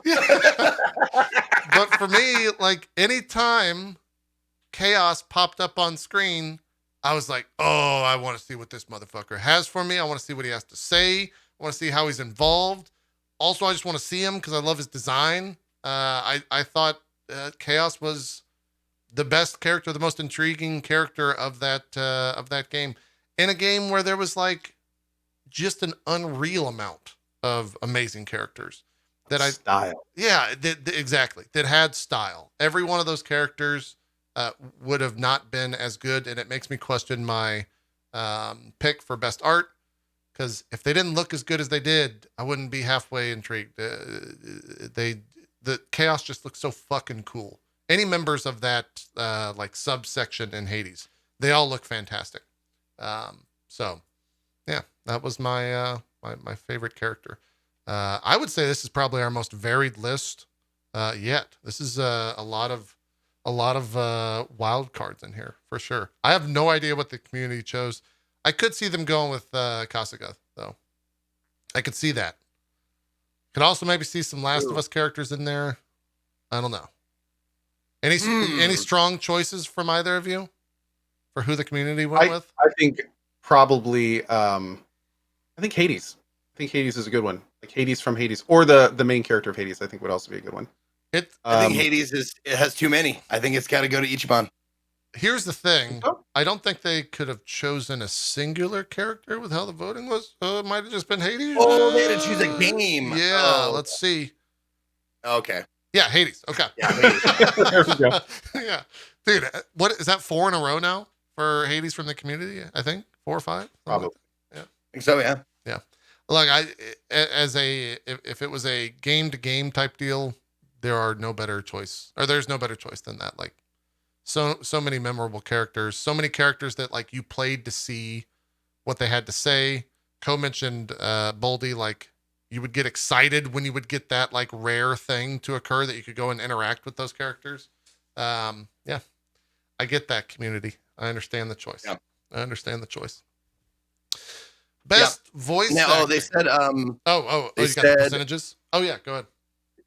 Hades 15.71, Cyberpunk 13.44, and Final Fantasy VII 12.06%. Cyberpunk had some really good characters. For sure. Without, I mean, that it's the driving point of that game, for sure. I can rattle off a bunch of those. And Final Fantasy, like, of course, Cloud, Sephiroth, Barrett. It's like, yeah, makes a lot of sense. Sure. Best voice acting. Co, you go first, I think. I don't remember the order. Go ahead.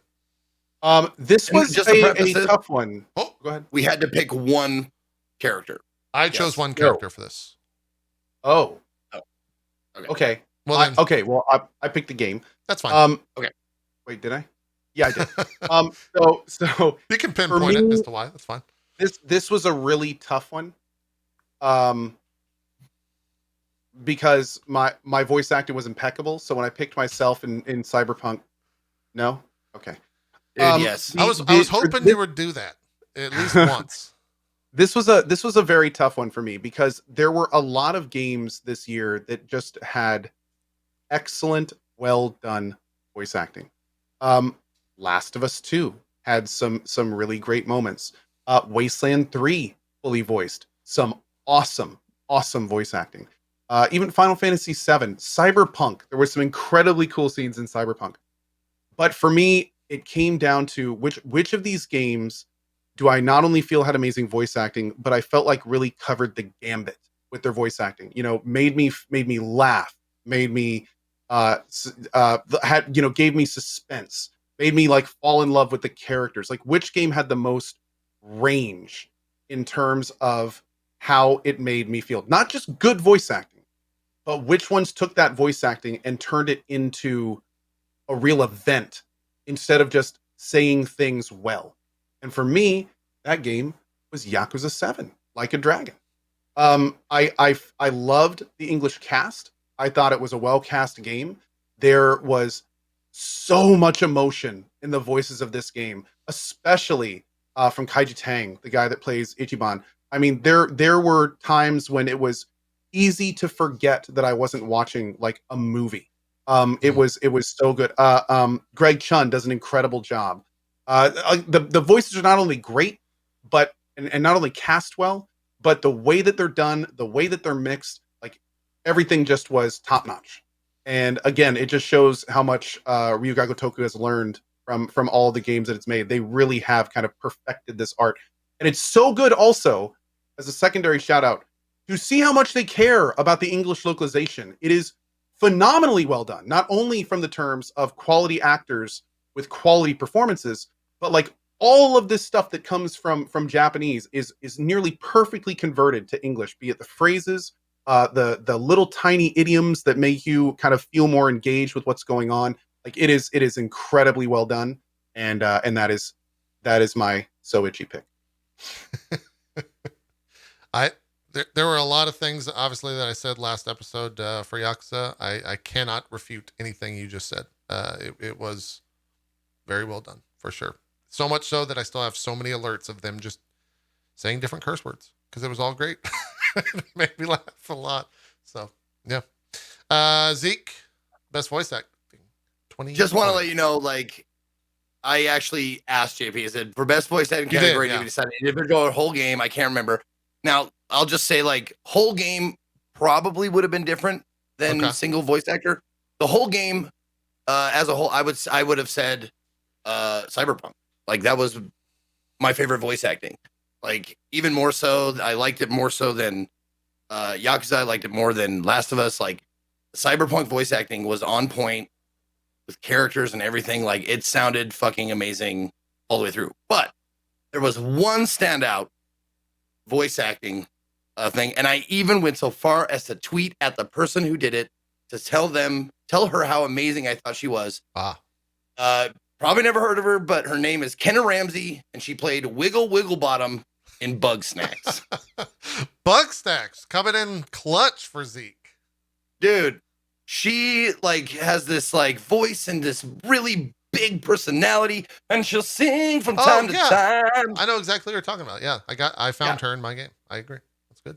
She was amazing. I tweeted at her. I said, hey, I want to say you did a great job in Bug Snacks. I said, this sounds like Rent, and I came to find out that she actually played Joanne on stage. And she actually just tweeted me back like a couple days ago, like, oh, thanks. I think I bring a little Joanne to every part I do. And I'm like, fuck yeah, dude. But like, even before that, like, she charmed the shit out of me.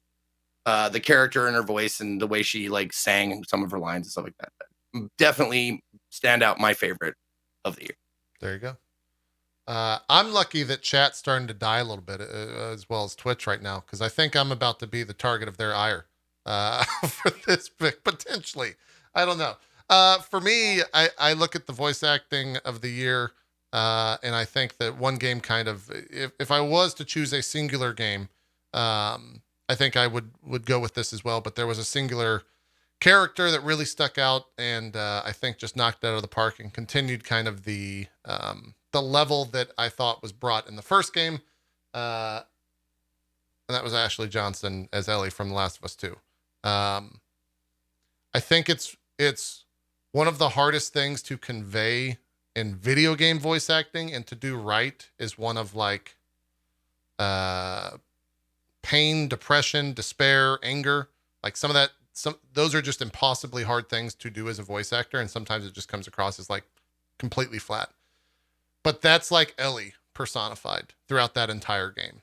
Like she, without question, is Ellie as far as I'm concerned, and like made every single one of the scenes that she was in that much more believable. And I think it's almost unfair in a lot of ways when you look at the voice acting list of Last of Us, because I think all the characters in there were 10 out of 10. Even the ones that were like in there for 10 hours and then let's say didn't exist after that, their performance was phenomenal just for those 10 hours. And I grew to like those characters almost immediately. And it was because of the voice acting just carried that so strong.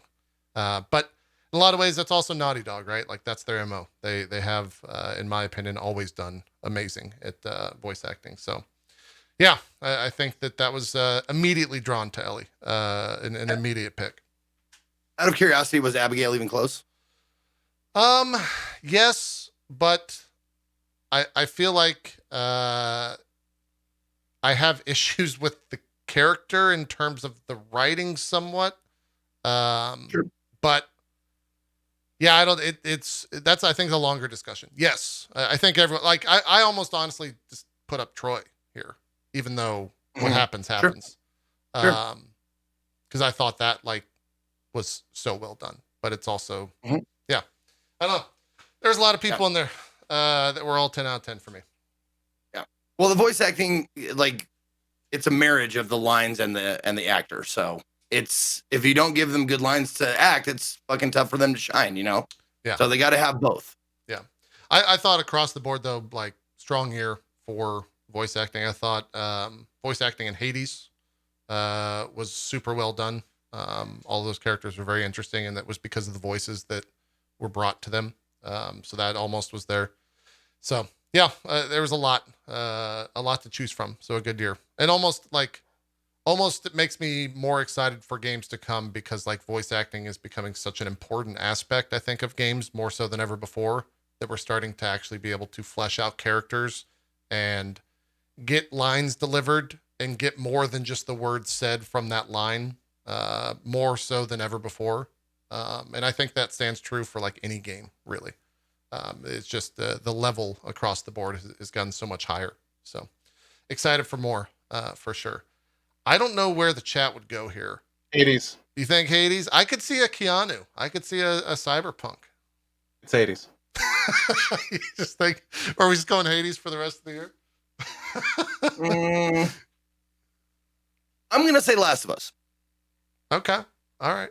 Now, it will be a game. It will not be a individual. So, best voice acting as voted by the community is Hades. Okay. All right. Yeah. Smart choice. Yeah. Makes sense. That makes sense. Yeah. Without a doubt. Redemption of the year. I've been staring at my choice almost all show long, and I'm not going to go first. Let's go with that. Zeke, you go first. Okay. I'll go first again. Now, the redemption of the year for me had to be something that affected me directly. Like a game that I played. Like, if I didn't play the game, I felt like if I saw it from the outside, I couldn't, like, it didn't affect me at all. So mine is going to be a fucking weird one, I'm sure, because it's the one, like, redemption that affected me, like to a serious degree. And my redemption was the Wasteland 3 loading time patch. Like, that shit, sure. I'm not kidding you. It affected me directly. All the other ones, probably not. But that one affected me personally, because I was in the middle of playing the fucking game, and they cut the goddamn loading times down by like 70%. And boy, did it make it much more fun to play. I would have loved that during my run. You have no, oh my God. Yep. Yeah. With how many times Code save comes. Yeah, that was the thing, the redemption for me. It was like, I don't know if I'm going to finish this me in the game. patch. It's so long. Yeah. But yeah, that's the one that affected me the most, honestly. Like, I didn't play No Man's Sky. I never liked it. I didn't like it when it was bad. I didn't like it when it was good. It's not my game. Can't disagree. Like, yeah, like that kind of shit. I didn't play anything else that like got a big update or anything like that. That was the one that, yeah, I'm done talking now. Yeah. No, I think that's smart. I think that's a great one. I will echo what we said earlier, both Co and I, about all your picks. Definitely a lot of thought. For me, it was very topical. It was like, what's first choice? Okay, that's that. You definitely put a lot of thought into it. So it's very cool to see that as someone who does this show and hopes that people put a lot of thought into stuff. Co, what was your redemption of the year? So I want to point out here that a redemption doesn't necessarily for me mean that it's like back or where it needs to be, but it's certainly big steps in the right direction, especially if you started somewhere that was pretty low. So for me, the redemption for me was a project that I really did not enjoy so much when it came out. I was pretty vocal with my issues with it. I returned to it after some pretty major free updates, and I have to say, the increase in enjoyment was palpable. I still think that it has a pretty long way to go, but I can safely say, especially after the last couple, it has gone in the right direction. My redemption for this year was Fallout 76. Because again, this was the year of Wastelanders. This was the game of them putting out, a bunch of free stuff for players. This was the year they put out the first bit of the episodal content for the Brotherhood of Steel stuff, which I've done and is pretty cool. They're extending the stash limit soon. So like, again, they're not where they need to be. But when you start so low that you can't see the bottom, the fact that we can see the bottom now, when you look down that dark pit, that's progress. It is a redemption. So in my eyes, it is on the way to going in a right direction. I still have to play my disclaimer. Unfortunately, it doesn't work right now because I'm using a mic, but I still have to play my disclaimer every time I talk about it. I hope to one day not have to do that. But it is going in the right direction. I'm hoping that maybe after another year or 15 of development where they keep putting out this quality of material, fully voice acted, well-known names, some pretty great choices, statistics playing into your decisions. This is the kind of stuff that was pretty much missing from the game when it came out. So steps in the right direction. I am looking forward to going back to it for the second episode of Steel Dawn, which is going to be pretty soon. They're also going to be doing a bunch of limit updating and things when that happens. So looking forward to that too. So yeah, certainly by no means a No Man's Sky, but steps in the right direction. There you go. Sorry, I was getting stats from the last community vote. For me, redemption of the year, I think that this one was more like, I didn't honestly play it for more than 2 or 3 hours, but you look at the social sentiment and you look at the industry sentiment, and you just look at the story of it. I think that it's a shoo-in, and it's almost kind of a gimme vote. And I honestly think it might have gotten my same vote last year, if I recall. I feel like No Man's Sky's story is like finally complete. I feel like that is the that is the example for being a redemption in this industry, I feel. In the past decade or so. It's what Cyberpunk will strive to be. It's what Fallout 76 will strive to be, in terms of a redemption story. It's a boring choice. I 100% agree with you. It's the first one that came to mind. And I think it's the first one that comes to mind for a lot of people. It's one of the best choices. I think that's probably one of the choices that most people could agree on. Yeah. Is a redemption story, if nothing else. A redemption arc, if you will.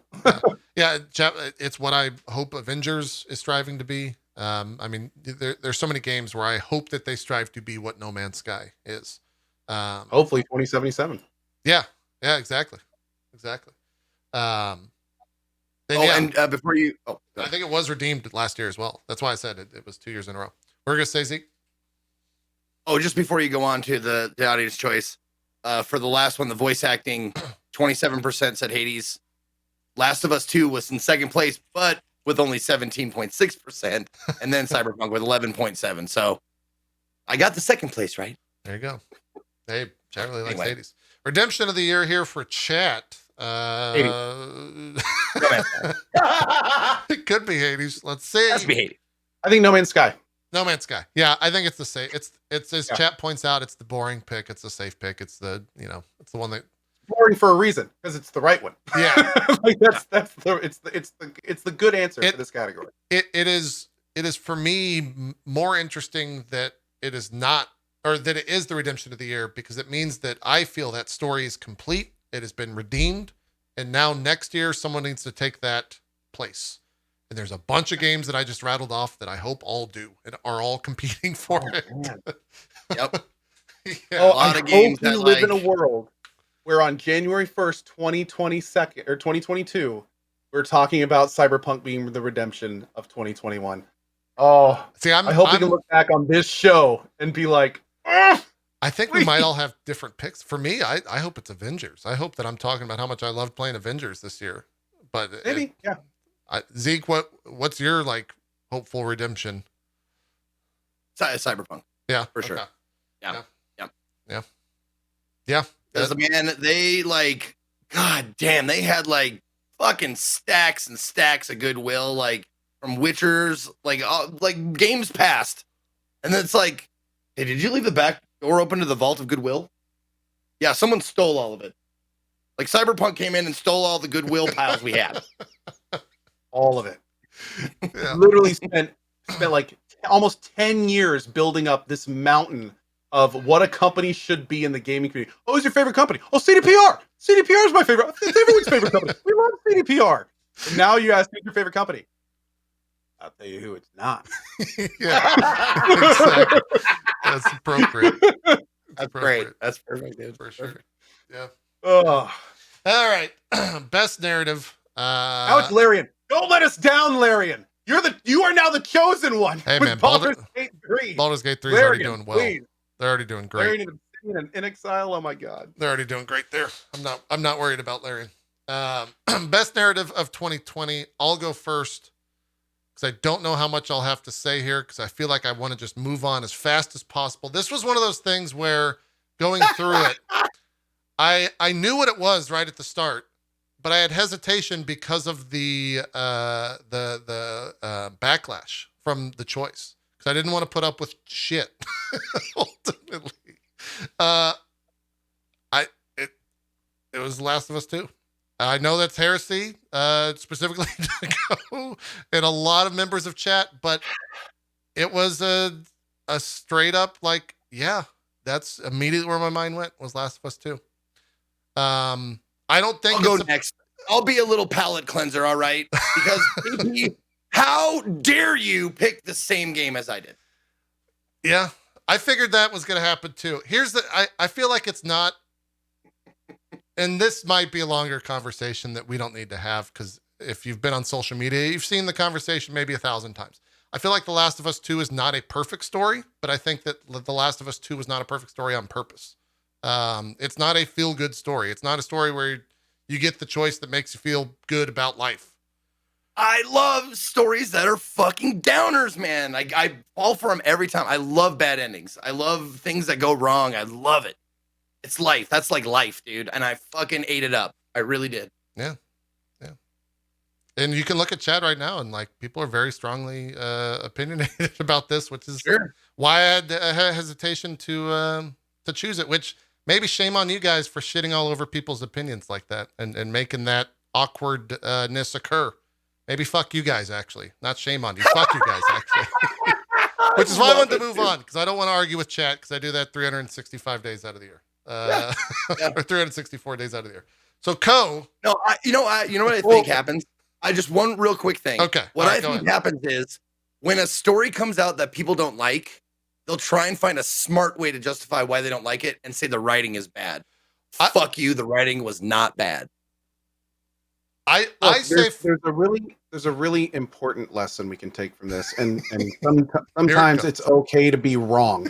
Anyway, so the best narrative this year obviously was Yakuza 7, I got it. Dragon. Let's go. Just put it on the screen because it was awesome. I mean, it was twists and turns. It was a master class in storytelling. It was fantastic. It was funny. It was tense. There were multiple chapters that were just bomb drops all over the place. It was fun. It was engaging. It kept you going to the end. It was fantastic. So Yakuza 7, again, just an incredible experience. And oh man, what an ending. I cannot wait for more. It was a trip. The whole time was a trip.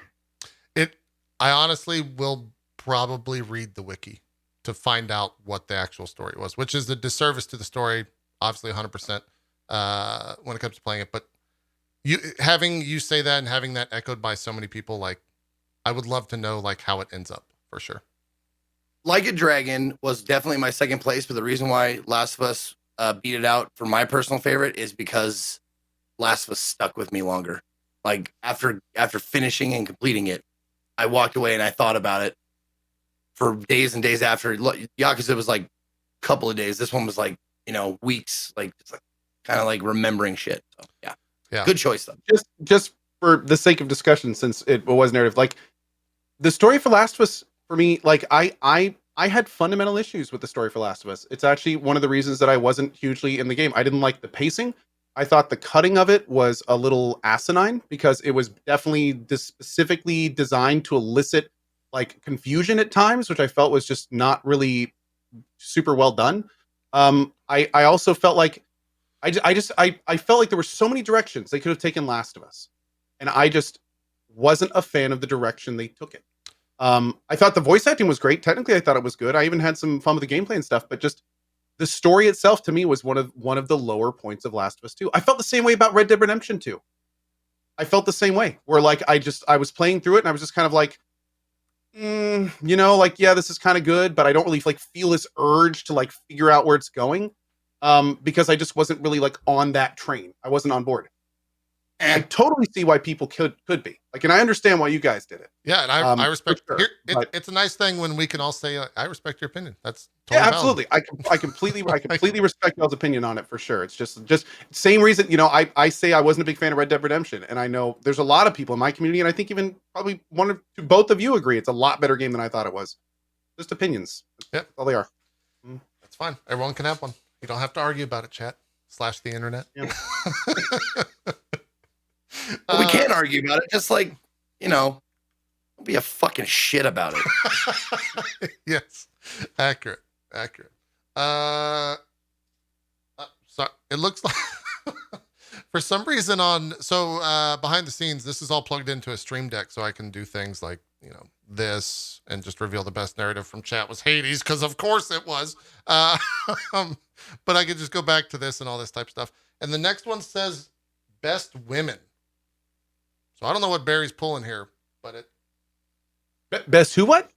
It says, on my stream deck, the next category says, I don't know, best. All right, Barry, I think you mistyped right there. He skipped past this. We didn't have deleted.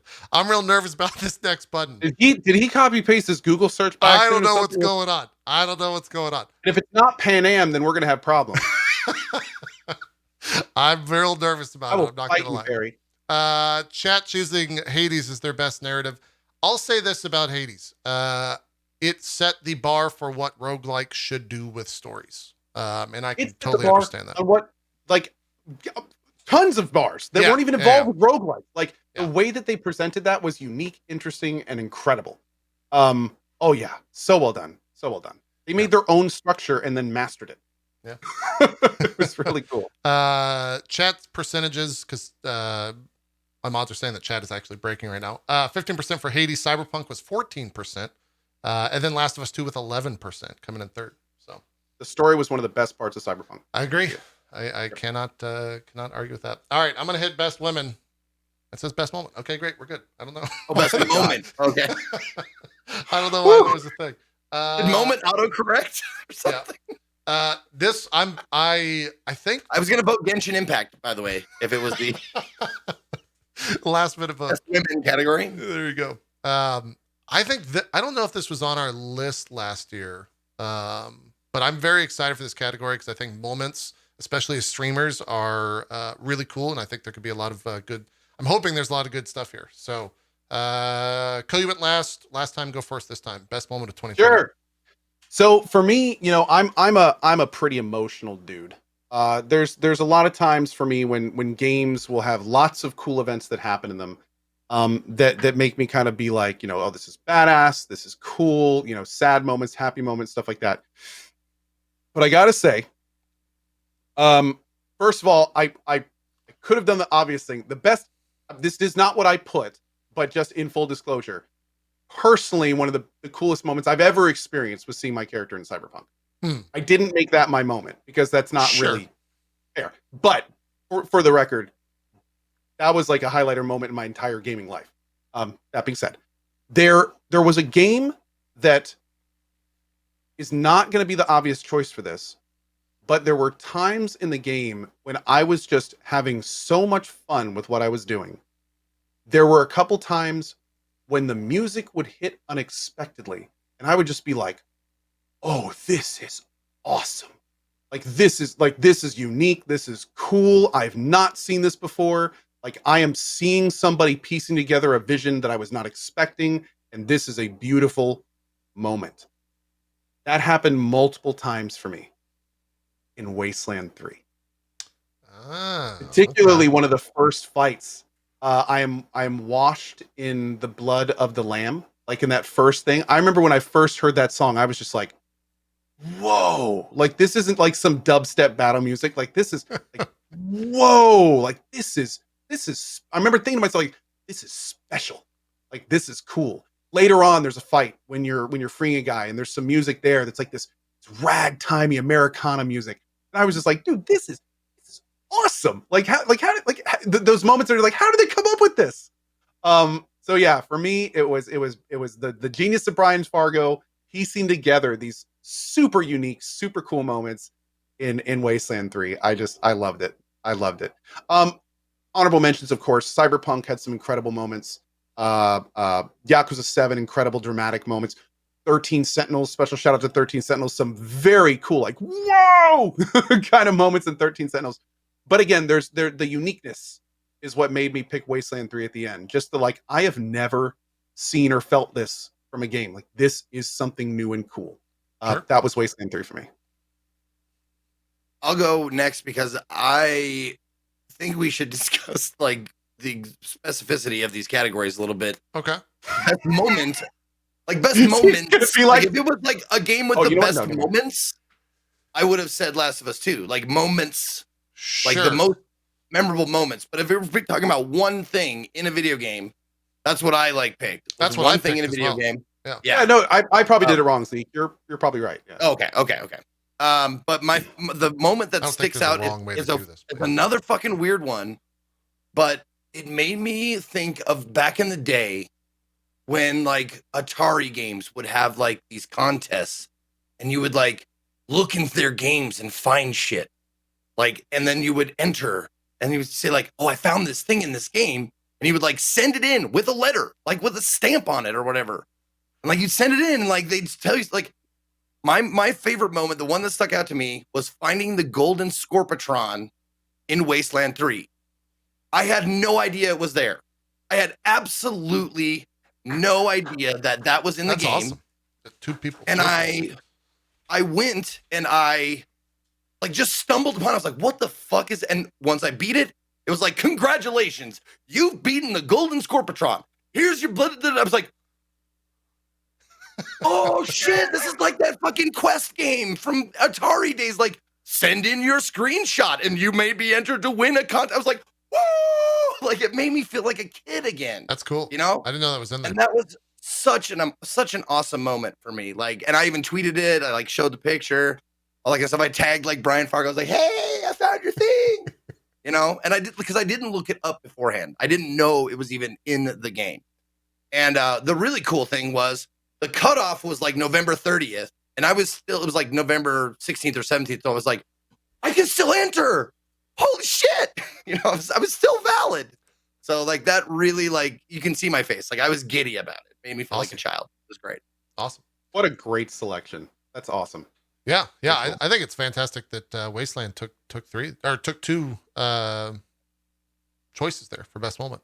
For me, it's really weird to talk about my choice from a spoiler perspective. So I'm only going to talk about it from a mechanic perspective, because it was a singular mechanic. It was a single button press. And And it happens it's one of the last moments in Persona 5 Royale. And the music stops and the game stops. And the only way you progress is by pressing this moment. And it is one of the only times the game has done that. And it just put like a magnifying glass on the moment. And I even remember the moment happening and me kind of like putting the controller down and like kind of like moving back in my chair and just going like, holy shit, like, fuck. And everyone in chat was like, yeah, fuck. Like it had a actual emotional response from me, which is very rare on stream. So my choice was Persona 5 Royale. And it's the ending of that. It's that singular moment. If you've played the game, you're 100% aware of what I'm talking about. And in a weird way, it made those 140 hours leading to that singular 30-second thing worth it. Like it is 10 out of 10. It is just phenomenal. And I would even say, like, for the two of you, off stream, on stream, however you can play it, it's worth getting to that moment. And even to viewers as well. If you're looking for a game to jump into and hesitating, there's a moment in that game where you're just like, holy fuck. Like they did everything correct here. So yeah, without a doubt, that was my favorite moment of 2020. Yeah. And okay. There's a lot of them, to be honest, but yeah. Someone in chat answered my question. It's unique to Royal. Yes, it is unique to Royale. It is 100% unique to Royale. So it's good. Yeah. Best moment is Barry put in the stream deck. If we're talking about best woman tea from Cyberpunk, I'd go Judy.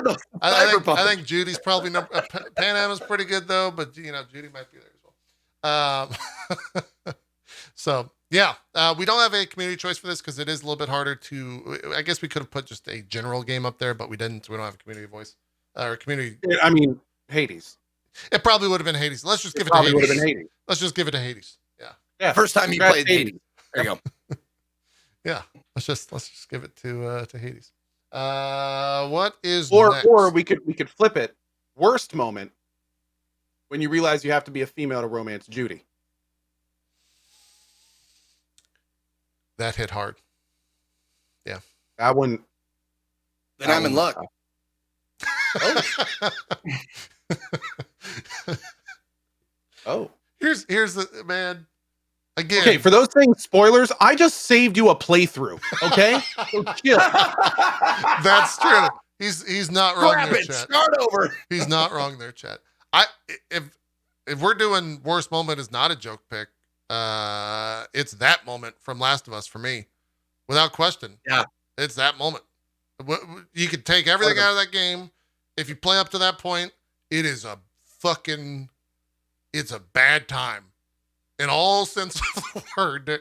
And they tee it up to where you're like, I don't want to go into this house. I don't want to go into this. Stop taking me down this fucking railroad wall of just like, stop it. Stop. It's bad. I was looking on the controller for like the sit down and forget it all button. Just like, is that here? Where's the button to sit down and just stop?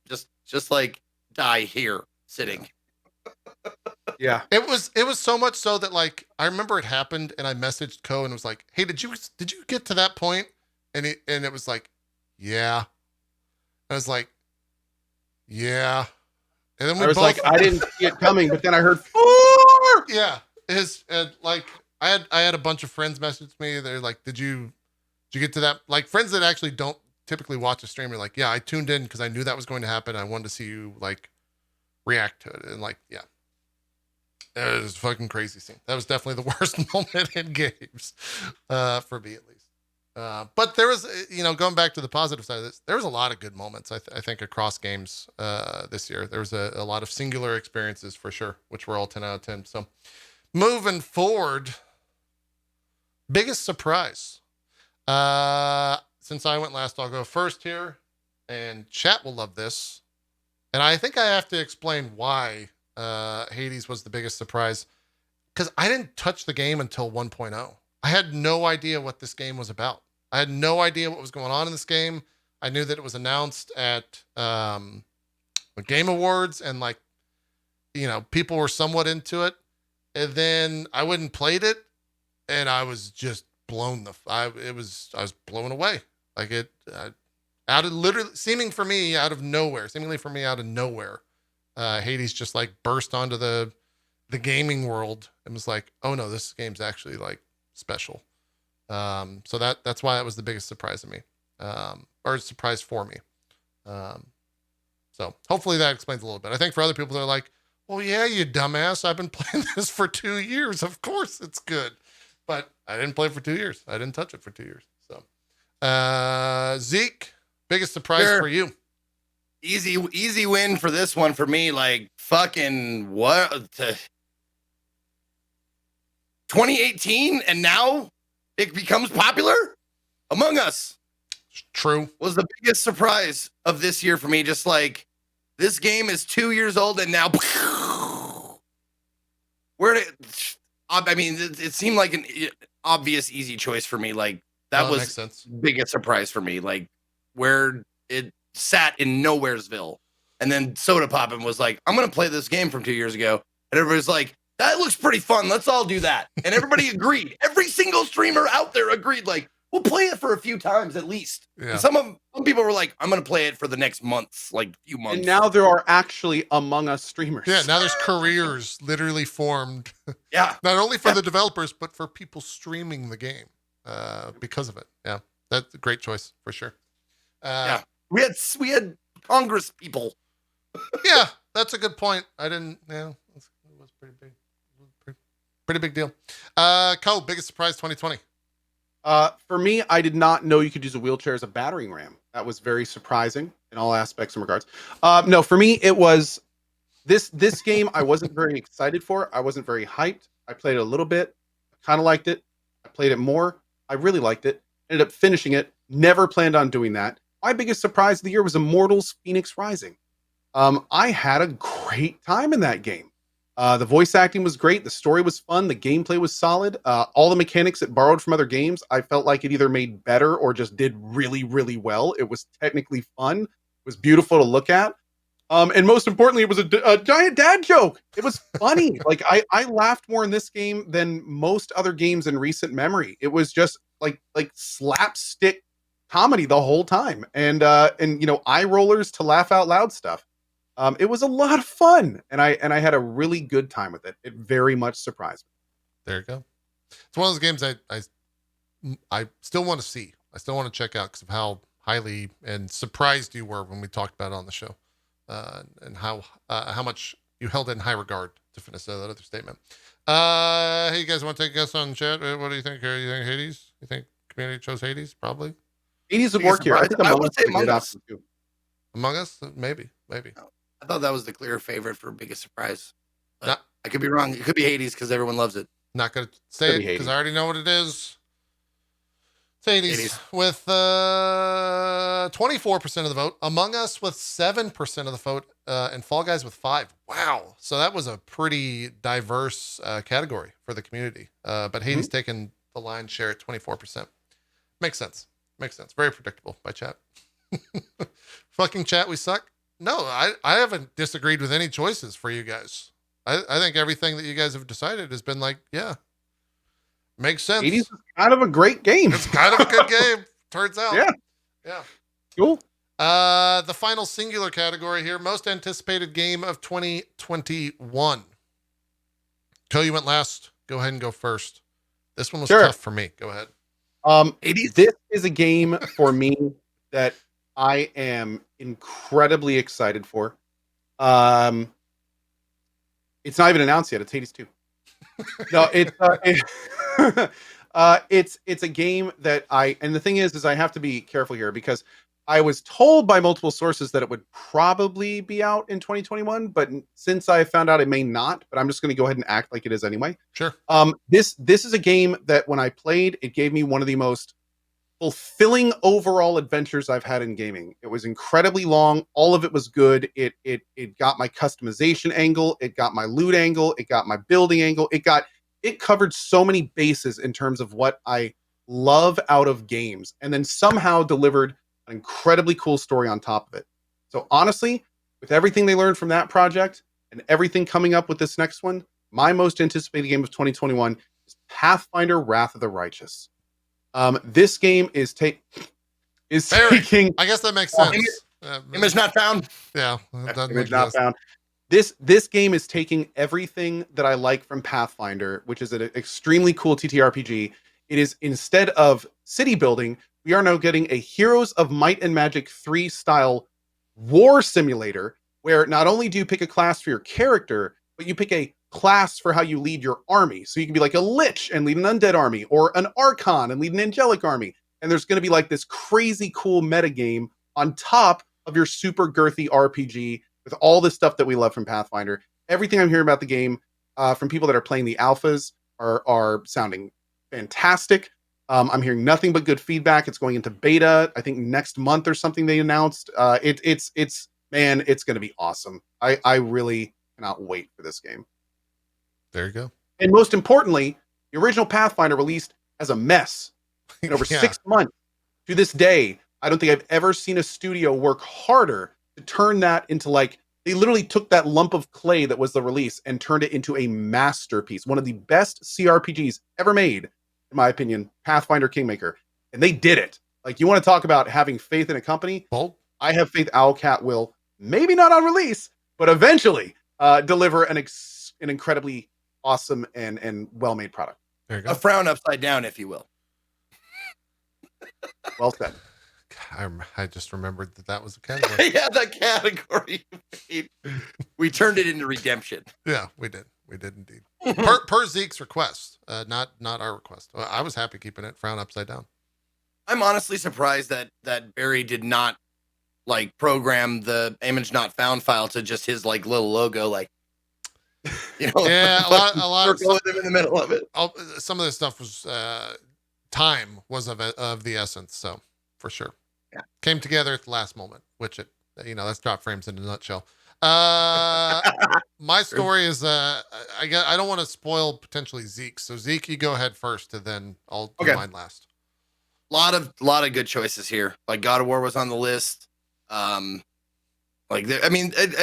was so many games on the list, but I had to pare it down to like, which one am I personally the most excited for that I want to get my hands on? Yeah. Vampire the Masquerade Bloodlines 2. That's the one I want to play. I want to play that because Bloodlines, even how old it was so good. This one, like, I am so excited to see what they do, and I really hope they do as well as they did with the first one. Because the first one, even how old it was still so good. The voice acting, the story, the choices, everything they did, it was fucking great. So if they do even near as good with this one, they won't. Oh. Did I not read a news story that you read or something, Co? I don't want to hear it. You lack critical information, chat. I do. I mean, shit, what? The game could still come out and be okay. All right. I mean, you never know. Oh, did I fuck up and it's not actually going to come? First of all, here's the thing. Even with all that's going on, I can't wait for that game either. I agree with you. There's been some drama with the project. Yeah. The guy that came up with the main story got fired. The company won't say why. Another game designer got fired with him. They won't talk about why. Just like a month ago, the narrative lead got fired. They think it's because she was trying to complain that the quality was too low. So like there's all these like there's drama going on with the project. It doesn't mean it's going to be bad. Remain optimistic. Yeah. I'm sorry. Zeke's just an optimist. That's good. Barry, change my choice to God of War right now. I hate it. I'm sorry, Zeke. I'm sorry. Look, I have hope. I don't even want to play the game, and I've got hope for you, Zeke.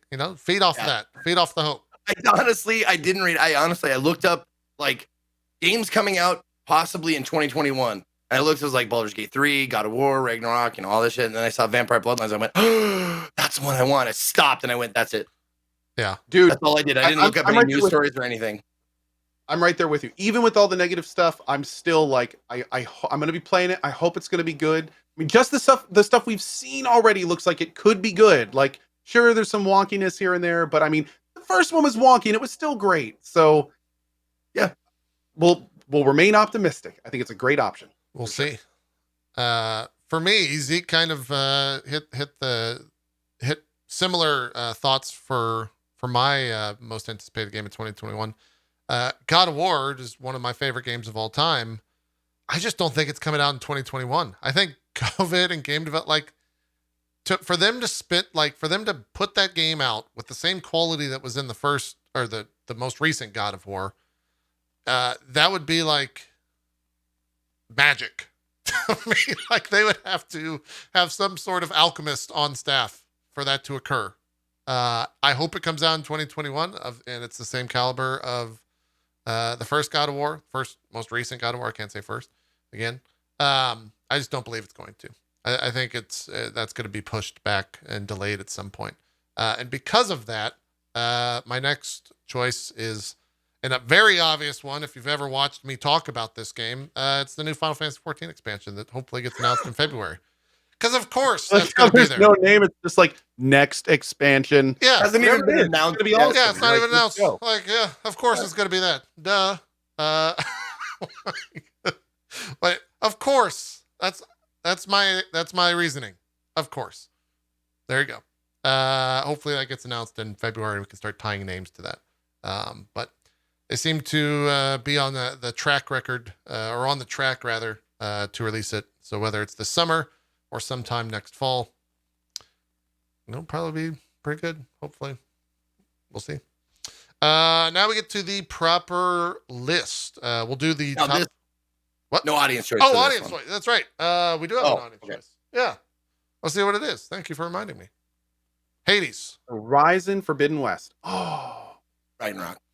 That works. Yeah. That works. I think this is the safe one for sure. Actually, according to the stats.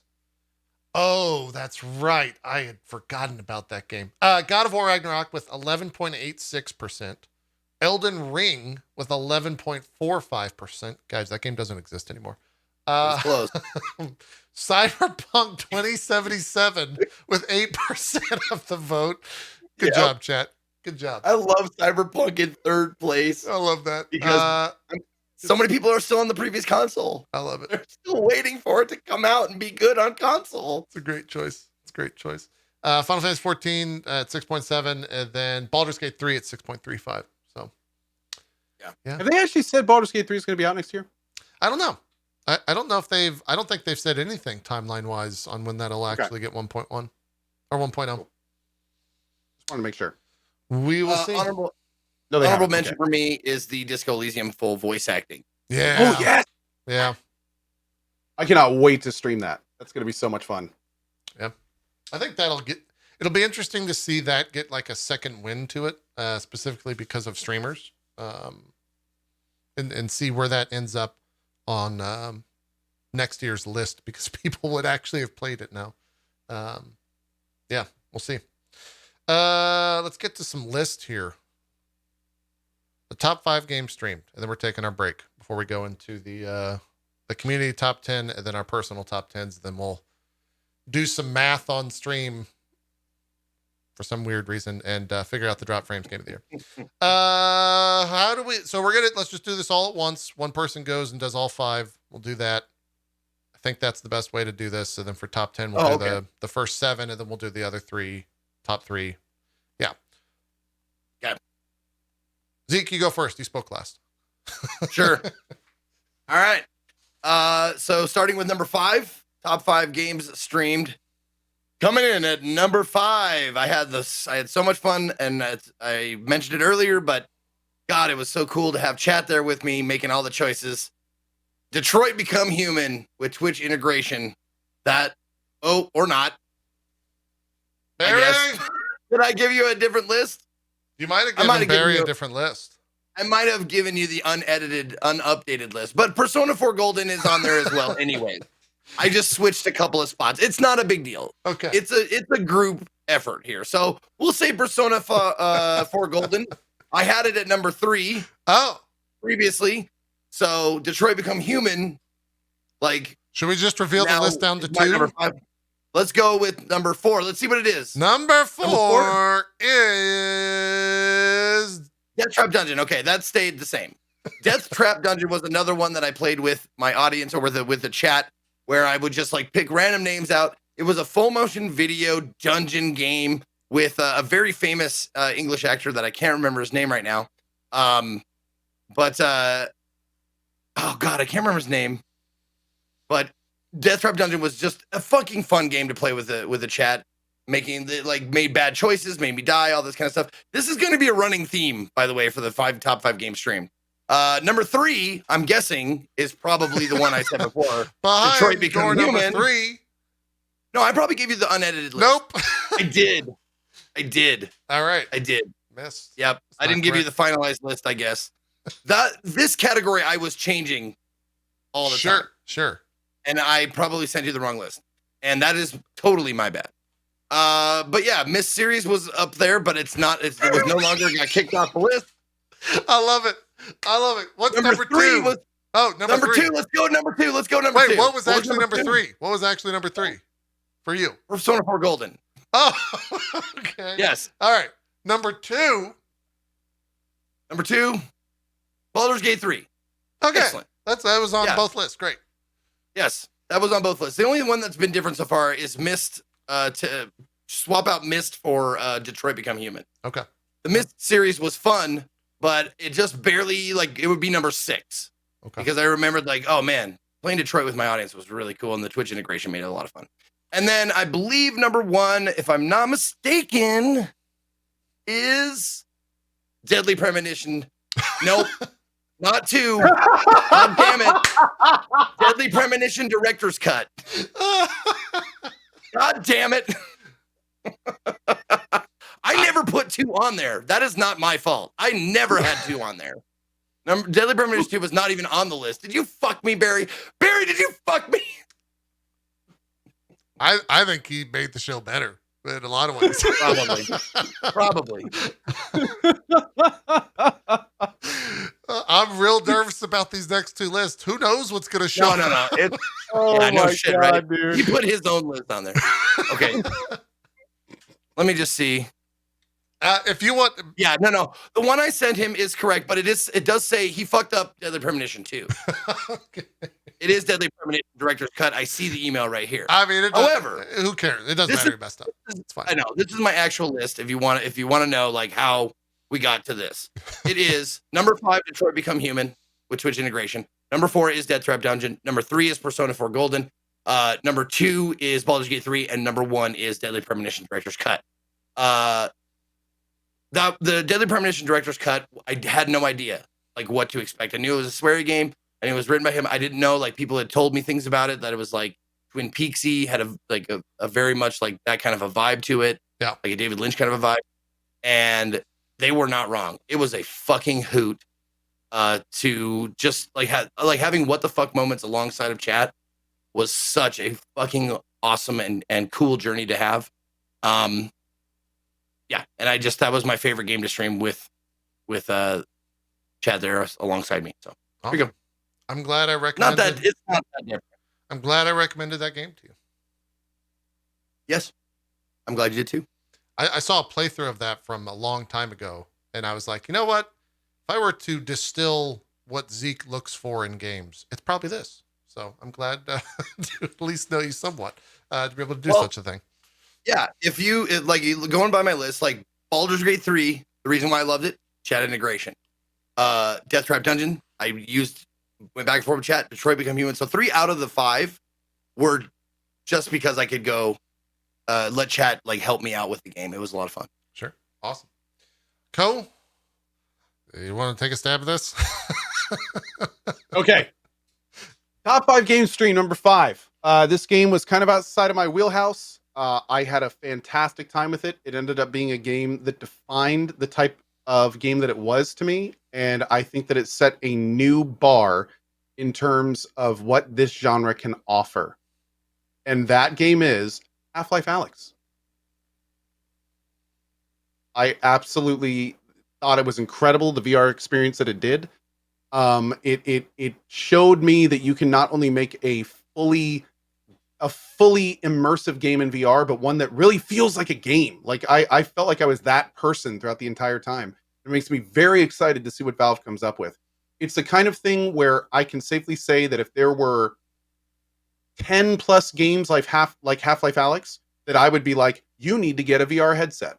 If there were enough of those types of games out there. Unfortunately, they're not, which is one of the reasons VR is not really taking off. There's not enough games like VR Alyx or like Half-Life Alyx out there. But if there were, that's the direction VR should go. And that's how I think VR is really going to make like a big splash if it ever gets to that point. True. Number 4. Number 4.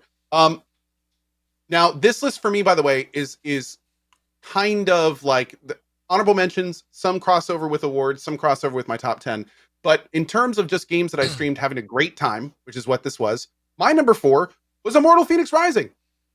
Again, the first stream was just exploratory, but by the time I was like knee deep in it, and by the time I got to the end, I was just having a great time. The jokes were landing, the game was fun. I felt like I was getting, serious progress every time I did it. The puzzles were cool. I just kept on coming up to things that I felt were cool and well made and well done. And I just kept getting that feeling the entire time while getting these funny jokes tossed in here and there. It was a great experience. I would have never guessed an Ubisoft game would end up on your list. Wow. Dude, okay.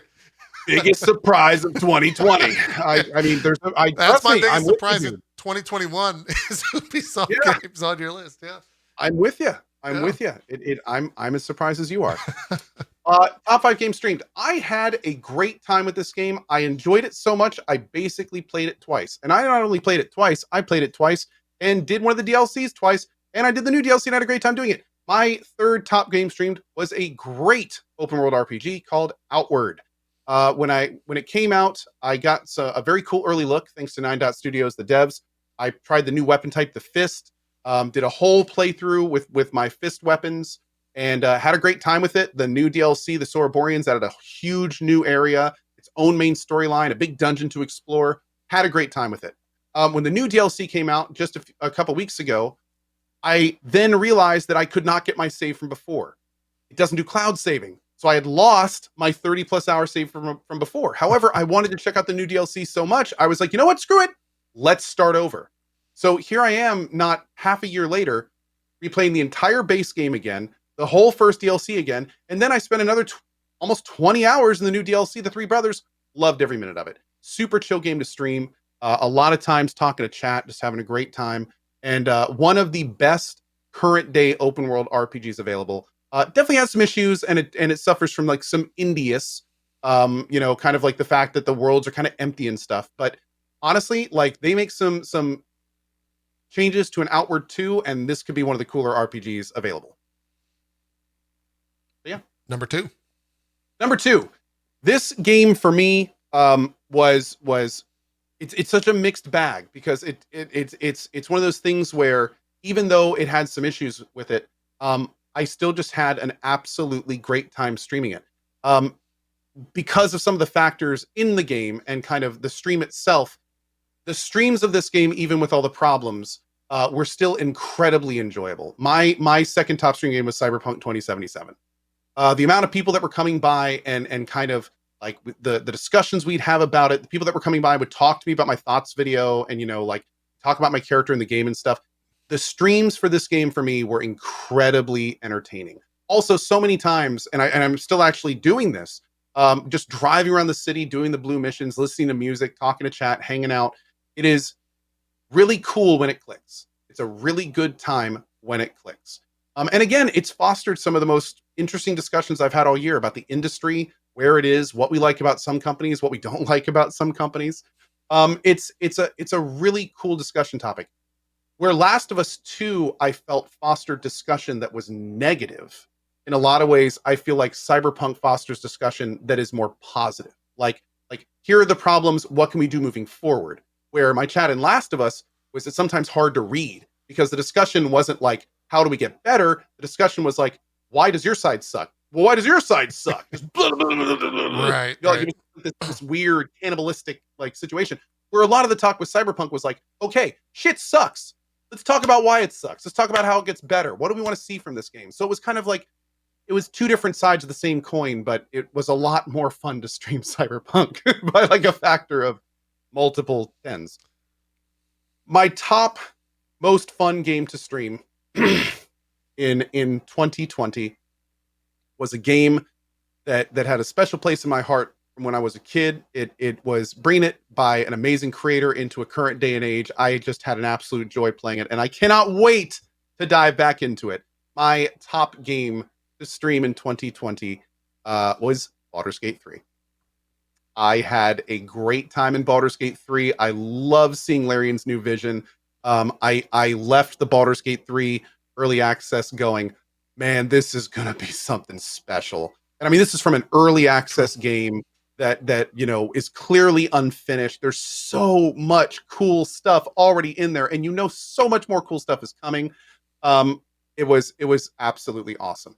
So yeah, that's my top 5 games streamed. There you go.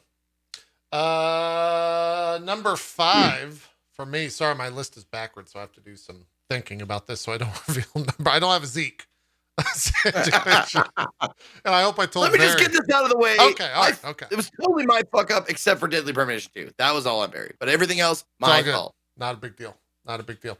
For me, a lot of this stuff is apart from maybe one of these, I think two of these, I think most people can guess this. I'll shut up and reveal it. Number 5 for me, if you know anything about the stream, every 3 months, I get excited. I spend a week or two in there. And even though this past year wasn't necessarily the greatest patches, updates, whatever you want to call them, releases, leagues, I still enjoy the shit out of some Path of Exile. 2 weeks, I'm counting down. I've said on Twitter, it's my goalpost right now. It's what I'm looking forward to the most in January. Can't wait to jump in. I think it's even crazier this year that people are being sponsored to play this game because it's like, hey, do you want to be sponsored to play crack? Yeah, I'll take some crack and be sponsored. I'd love a hit. Hey. Yeah, let's do that. I'm great. Oh, he didn't ask me if I wanted crack first. He offered to pay me to smoke this crack. Yeah, it's great. I don't understand how that works. It's a weird thing.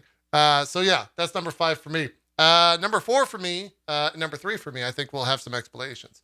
It didn't come up in my best multiplayer of the year, but I think this one is specific to another game in my list for weird ways other ways than I don't necessarily get a lot of like, hey, good shot, or hey, not that much positive reinforcements from chat. That's to reflect more on me than it is on chat.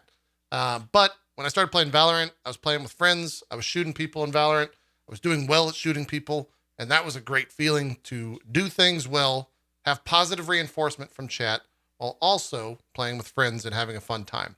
Haven't touched the game since, but I still enjoyed streaming it in the time that I did. And I wouldn't touch the game because that's out the window now and every motherfucker is better than me. So I'm nowhere. I'm not touching that game for the rest of my life, for sure. Number 3, I don't think anyone expected this game to end up anywhere on any of my list. If you remember the discussion that occurred on Dropped Frames, I cold turkey quit this game. I said, fuck this game. I am done with it. This game is dog shit. I remember having an expansive conversation with Ko about how shit this game is. And then I did what I rarely / never do. And I took a break, and I came back to it, and I enjoyed the shit out of Neo 2 because I found the God build. And I just cruised through the rest of that game, had a fantastic time, and that game's made for babies. Anyone can play I was just going to say it was because of the very well-known thing that JP has a great opinion on games that he comes back to at a later date. That's true. That's true. I was very against this game. And I'm glad that I actually, like I said, it's rare that I take a break and come back to it. And I complete 180 of my opinion of Neo 2. If you plan on playing Neo 2, get the Odachi. It's broken as fuck. You gonna join me February? You gonna play on PC? Yeah, there's not much else out in February. I'll probably do that. February PC with all the DLC. The thing is, though, I got to play not Odachi, and I already know what that's like. It sucks. So, as long as I don't play Switchglaive, I guess it should be okay. But I think there's 2 new weapons with the DLCs, so it should be something interesting. yeah, I played one of the DLCs. It was rather short, but yeah, maybe for sure. The higher fidelity Neo 2 seems pretty good. Number 2 for me falls right in line with Valorant. It's one of those games where I enjoyed the shit out of the game itself, and chat was also very positive in me playing it in terms of my actions within the game. So much so that I even got a positive reinforcement from Co, which is pretty rare to do, I think. It's Doom Eternal. That game was fucking great when it came to the stream. Because there were so many times where I would just look over and someone in chat would be like, man, JP hasn't looked at us in like 30 minutes. He's into this shit. Oh my God, did you see that fucking shot? It's like, hell yeah, I saw that shot. I did that, motherfucker. Like, that type of shit was just good. I enjoyed that a lot. Except, I will say, except for the final boss of Doom Eternal, that boss is dog shit, and they should delete the code of that boss. It's bad. Take the model out back and disassemble it polygon by polygon. Yeah, just get it out of here. Just be done with it. And then number 1, this is if you were at the channel at all during the playthrough. You better see it coming. Yeah, I very rarely spend more than 40 hours on a game, 50 hours on a single player game. Persona 5 Royale, I spent 100 plus, like 100. I think I clocked in at like 130, 140. And it was the type of game where every day I knew what I was doing. I'd sit down, I'd log in, I'd go kill some shit, I'd go do some shit, I'd go hang out with the nurse, I'd go do a thing that you guys haven't seen, so I'm not going to spoil it. And it was great. And it was awesome. And chat was super into it. It actually was the game that got me to reverse a rule, a long-standing rule on the channel of no backseating. And now that rule has been changed to, yeah, you can backseat, just don't story spoiler stuff because of this game. Because it was so much fun, like going through this stuff and asking people like, what's the answer to this quiz? And then chat actually revolted and wouldn't tell me the fucking crossword answer. And that became a thing. On that game. And so I got to sit there for 20 minutes while my dumbass tried to figure out a 4-letter word for screaming in anger or something like that. It was a lot of fun. I had a lot of fun streaming Persona 5 Royale. So those are the top 5 games streamed for us all. And I think it's time for a break before we jump into the top 10 games of the year, as well as the community top 10, which I think we're going to reveal. Should we do that first? Do you guys want to do that second? How should we do the top 10? I think we'll do it first. And we'll end with our personal top 10 list. So let's take a break. What? I gotta ask. Can the community vote for the same game in multiple spots? Ooh. Is it just gonna be 1 through 10 Hades? It might be. Oh God. It might be. Oh God. Don't start that intro. God damn it. So we're going on a break. We'll be right back. Yeah. We're gonna pick my robe. Yeah, we've been going for a while. We're going to take a break. We'll be right back, and we'll finish up our Game of the Year show with our top 10 list, as well as the community top 10 list right after this. We'll see you guys in about 5 or 6 minutes.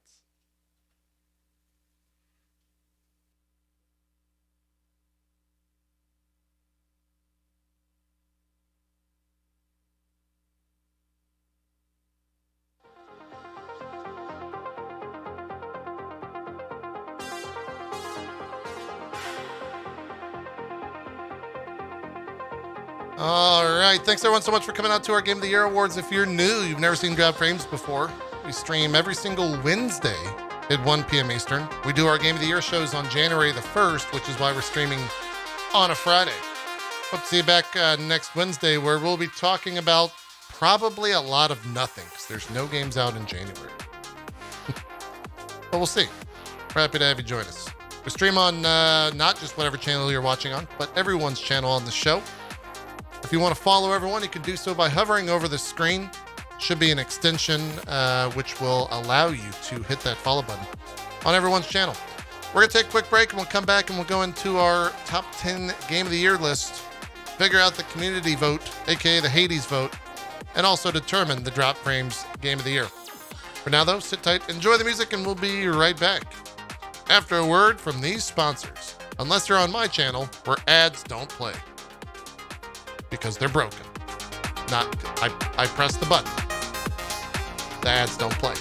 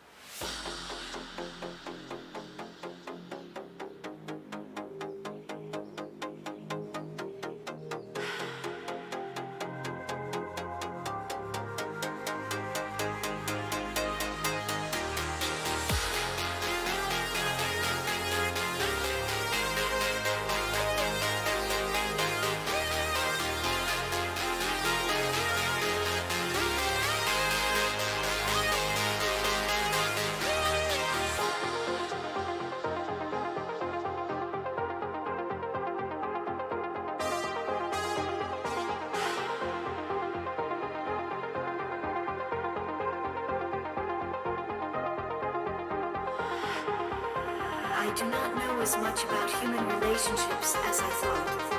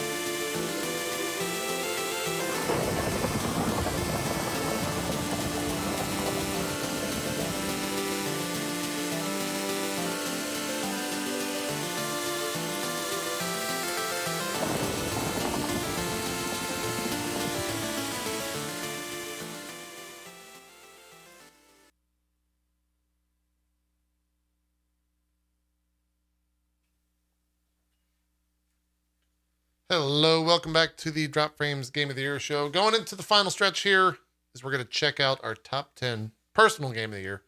And then through powerful math and chaos, we'll figure out the Drop Frames Game of the Year. We didn't figure out a system for this. I just realized that, so we'll just talk it out. We'll just talk it out. But before we get to all that, we are going to check out the community vote to see what you guys chose as your top 10 games of the year. We'll talk about the, I think, percentages after the fact, unless the mods want to paste them line by line.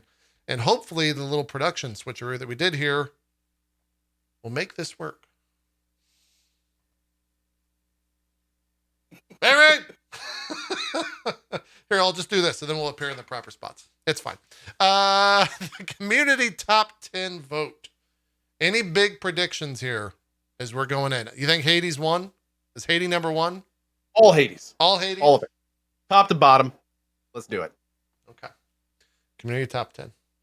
Now, hold on a second. I already pressed reveal one. Crusader Kings 3, number 10. What? Okay, we're just joking. Okay. Yeah. Oh, yeah. No, it's not gonna be Hades. I mean, actually, right. one of JP's mods confirmed it can only have one spot. So it's not, we actually get to guess. yeah. Crusader All right. Kings 3. Wow. Okay.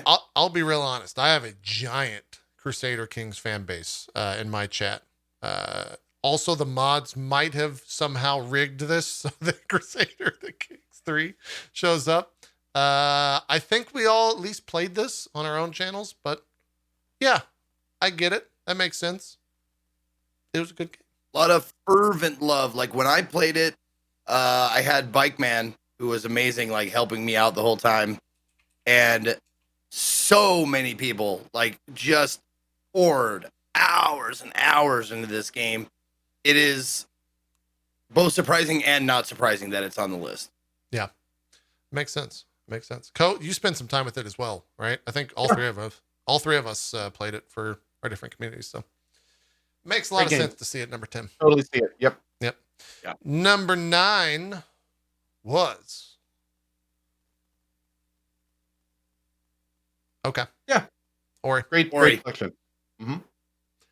Glad I had a place in the top 10 list. I knew it's one of those games that just has everything right. Like the gameplay, the mechanics, the way it looks, the way it sounds, everything about it is A or A plus. Yeah. It's hard to find a bad thing about Ori. Makes a lot of sense to see it up there at number 9. What about number 8? It was Doom Eternal. Boom. Yeah. I guess from a community point of view, or not from a community, but from a not a singular point of view, a plural person, I could see how this wouldn't be higher. Especially if you factor in the DLC, which a lot of times you, in these type of things, vote on your last impression instead of your first impression. Doom Eternal's DLC was fucking difficult. So I can see why most people maybe didn't check it out. But totally worthy of being at number 8 on the community list. Number 7, Persona 5 Royale. We did allow it. It's true. Yeah. Number 7. So if Hades is, maybe this is the best question. If Hades is 1 and what's revealed is already there, where does Last of Us sit in the community vote? Is it on the list? Oh yeah, it's number 4, number 3. 4. Yep. 4? Okay. All right. Hades, Ghost of Tsushima. Yeah. I'd say Last of Us 4, maybe Yakuza 7 in there. Probably. I think there's going to be Final Fantasy in there somewhere. Maybe. I don't think so. I think so? No. Here's some interesting stats to go along with this as well. When you think about the fact that these are the top 10 games from our communities, Crusader Kings came in with 2% of the vote. Ori came in with 2.42% of the vote. Doom Eternal came with 2.8% of the vote. And Persona 5 came with 4.07%. We got some heavy hitters in these finals. Yeah. Hades. A lot of that thing, Animal Crossing. Oh, that's true. I didn't consider that. Wow. Hades, Animal Crossing, Cyberpunk, Last of Us, Final Fantasy. Yakuza. That's 5. Final Fantasy is 6 somewhere in there. Final Fantasy, you think? Okay. I think those might be the other 6. Okay. Well, let's do it. But there's no multiplayer. Those Among Us, those Fall Guys, those games. I think don't Fall know. Guys was good. I don't think it's going to be a game of the year for someone though.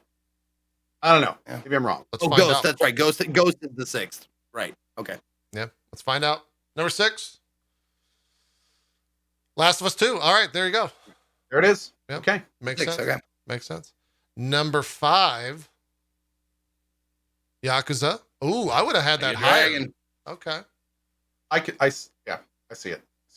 Yeah. I think it's too niche. I would actually have Yakuza like a 6. It's a little like a 6. Yakuza like a 6. Like a 7. Like a 6. Whatever. Last of Us Part 2 was 5.4% of the vote, and Yakuza was 7.6. What was it? Is Hades like 90%? I think the math checks out here. Number 4. It's gotta be. Cyberpunk Cyberpunk. 2077. Okay. Yep. All right. We did not. Did we count that on our remaining games on your hand, Zeke? I don't know if that was there. That's surprising to see, to be honest. Yep. Though you got to remember we are on Twitch, pretty PC heavy audience. PC was the best version of that game. Didn't have necessarily all the issues, so I get it. Good point. I'm 3 for 3 on the 6 that I chose so far. Okay. All right. Last games are Hades, Ghost of Tsushima, and what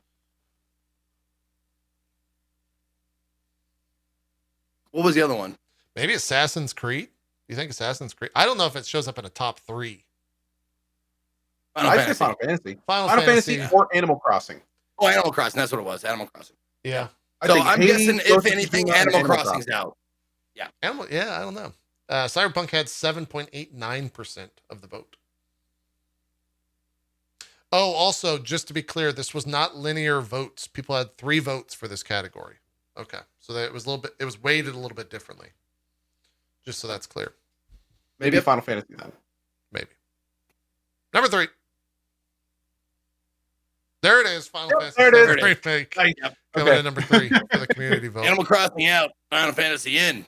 Give me the lefty. Ghost of Tsushima and Hades. Bada boom. Let's Got see it. it. Number 2. Bring it home, boys. Bring it home.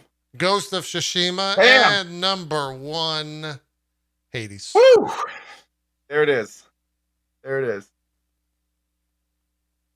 Well, I want to know the percentages here. Final Fantasy had 9.6, 7%. Ghost of Tsushima was 12.98. Hades was 17%. Okay. So yeah, the fact that people could vote 3 times, it's a lot. That's a pretty strong winner right there. It's a pretty strong winner. So makes sense. All right, now we're gonna hit this button. We're gonna go to our top 10 list, personal top 10 list. We're gonna hope that the PC that Barry's using does not crash, because that's actually what happened about 5 minutes ago. Here we go. Now, we had best women. Are we going to have best men? I don't know. Maybe. All right, I'm going to hit this button. Sorry for crashing your PC again, Barry. Dun. All right, who's going first? I think we're going to do what we did last year, which was we each do our top 7. Bottom 5. Is it? Oh. Did we do something different last year? Am I misremembering? I thought we did our bottom 5 and then we did 1 each. Did we do a Or show 5, last 4, year? 3, 2, 1. I don't recall. That's fine with me. I think maybe we did all the way to top 3 and then we went one by one. That's fine. Okay, let's do that then. Zeke, you want to do that? It will mean that we are going to be talking for a while though. So we could do 5, but then it doesn't make sense to do 2. So let's just do 7, I think. That's my. Well, I hope I gave. Let me hold on. Let me just make Do you sure. want to check your list and we'll have Kogo first? That I gave Barry the right list there. Okay. Yep. Looks like it matches. Yeah. No, honestly, the favorite game stream, that was the one I was changing up until the last second, and I must not send him the most updated one. So yeah. Okay. All right. This one looks right. It looks exactly the same. Okay. Let's do it, Zeke. Number 10. Number 10 on the list. Did not see this game coming. This was on a short list of like 5 games for like biggest surprise. Like I didn't know, like it was just a game that I thought was going to be like, I play it for an hour, maybe 2 and just put it down. But the fucking writing and the fucking like voice acting and the story was so good. It just barely cracked the top 10, but number 10 for me is Chicken Police Painted Red. I am not kidding. That game was a fucking treat. Came out of nowhere, surprised the shit out of me. I'm glad you went back and finished it. Oh man, yeah. Really, really well done. I found it on an indie Sunday. Someone suggested it was like, oh, this is gonna be like a funny game to play for a little bit, and then we'll never pick it up again. But it surprisingly, like the voice acting was top goddamn notch. Very like noir. Like it was a rainy day and I was sitting like very cool, like detective, like point and click story. It was one of those ones that you kind of forget that they're human bodies with animal heads. Because it's just like they made jokes here and there, like puns about being animals and stuff like that. But for the most part, you like kind of forget, like, and then you kind of dive into the story, and it's a really good noir, like murder whodunit kind of a thing. The writing is phenomenal, voice acting is phenomenal. They nailed the atmosphere of a noir kind of a feel. Goddamn, super surprising, but what a great game! Chicken Police Painted Red was a great game. Awesome. Hell yeah. Number 9. For me, the rest of the 10 was the fighting spot, but the top 9 were probably not going to change. They just changed spots, I would say. But number 9, beautiful game. Like I said, every piece, A or A+. I hit the button. Ori and the Will of the Wisps. Yeah. Yep. Just a fucking phenomenal game. The part of the reason why it might not have been higher on the list for me is because the differences between the first story and this one were there weren't a lot of vast differences, like a lot of innovation. It was just it felt like a very awesome continuation of the previous story. Great game all the way through, but like it would have been higher if there was more surprises, whether that been story or mechanics, something like that. Like I never felt like super surprised, but I always felt entertained and enjoyment playing all the way through it. It was great.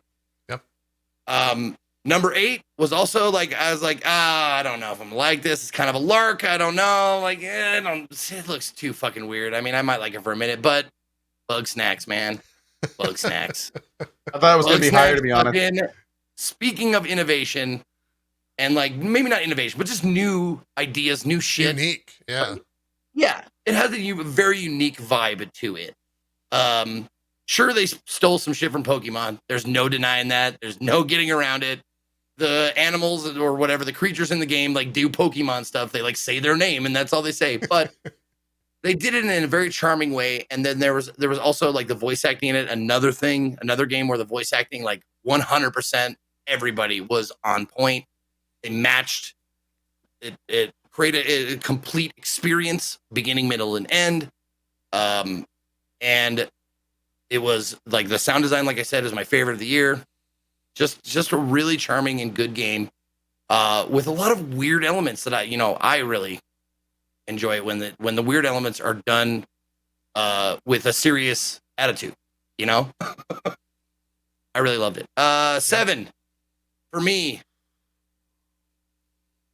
Best narrative didn't get higher because it didn't have, like I said, enough innovation from one game to the next. But Last of Us 2. Last of Us 2 is my number 7 game of the year. Obviously, a game cannot survive on story alone. Even though it was my favorite story, like the gameplay of it wasn't like. I mean, it was good. Don't get me wrong, it was good. But the first game, it's the feeling of it. It didn't have the same feeling as the first game. The terror, the dread of going into a place. Like I didn't feel that with this game. I felt like I was just going through the motions till I could get to the next story part. So that's the way Last of Us 2 felt to me. I loved Downer. I love like it had some surprising character choices in it.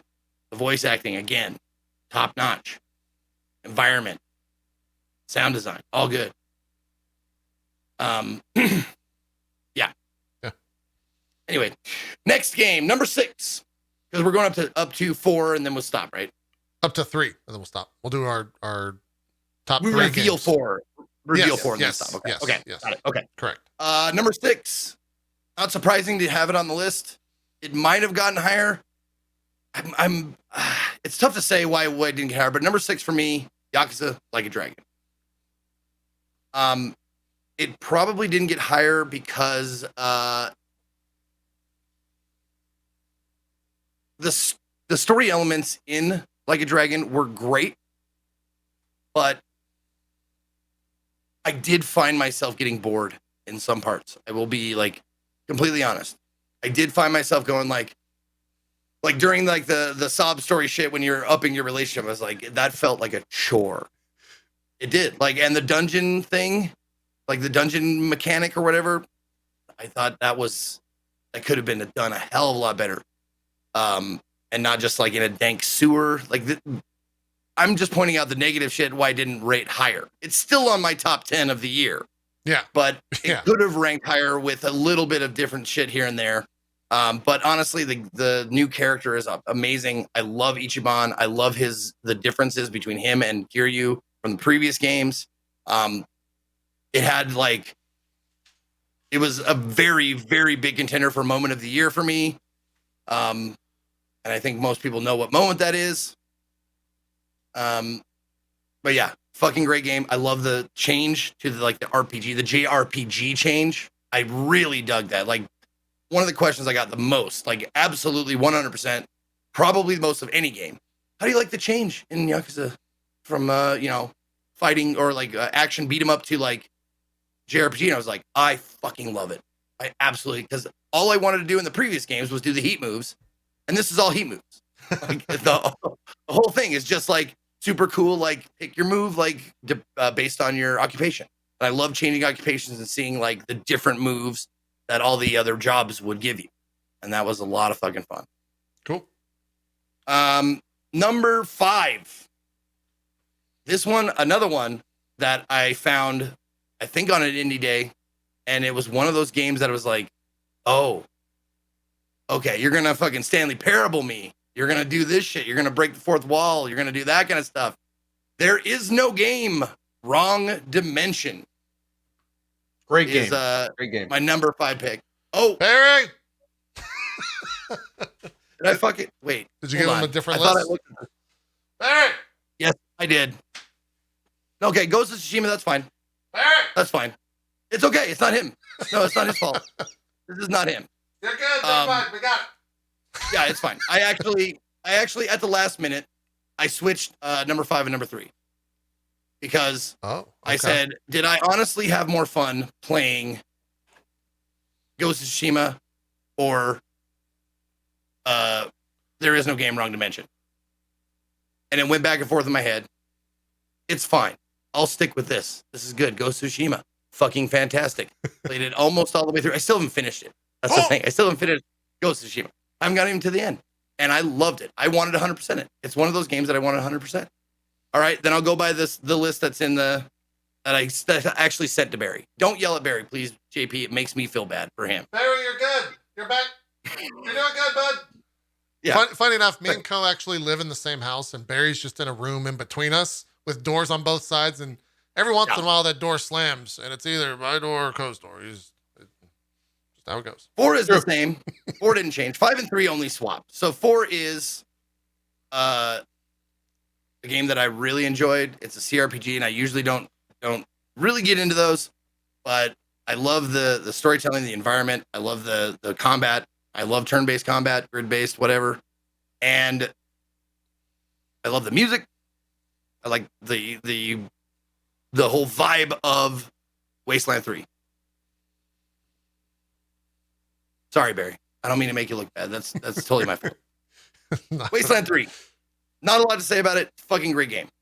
Absolutely killed for me. And I played all the way through it. I almost 100%ed it, I think.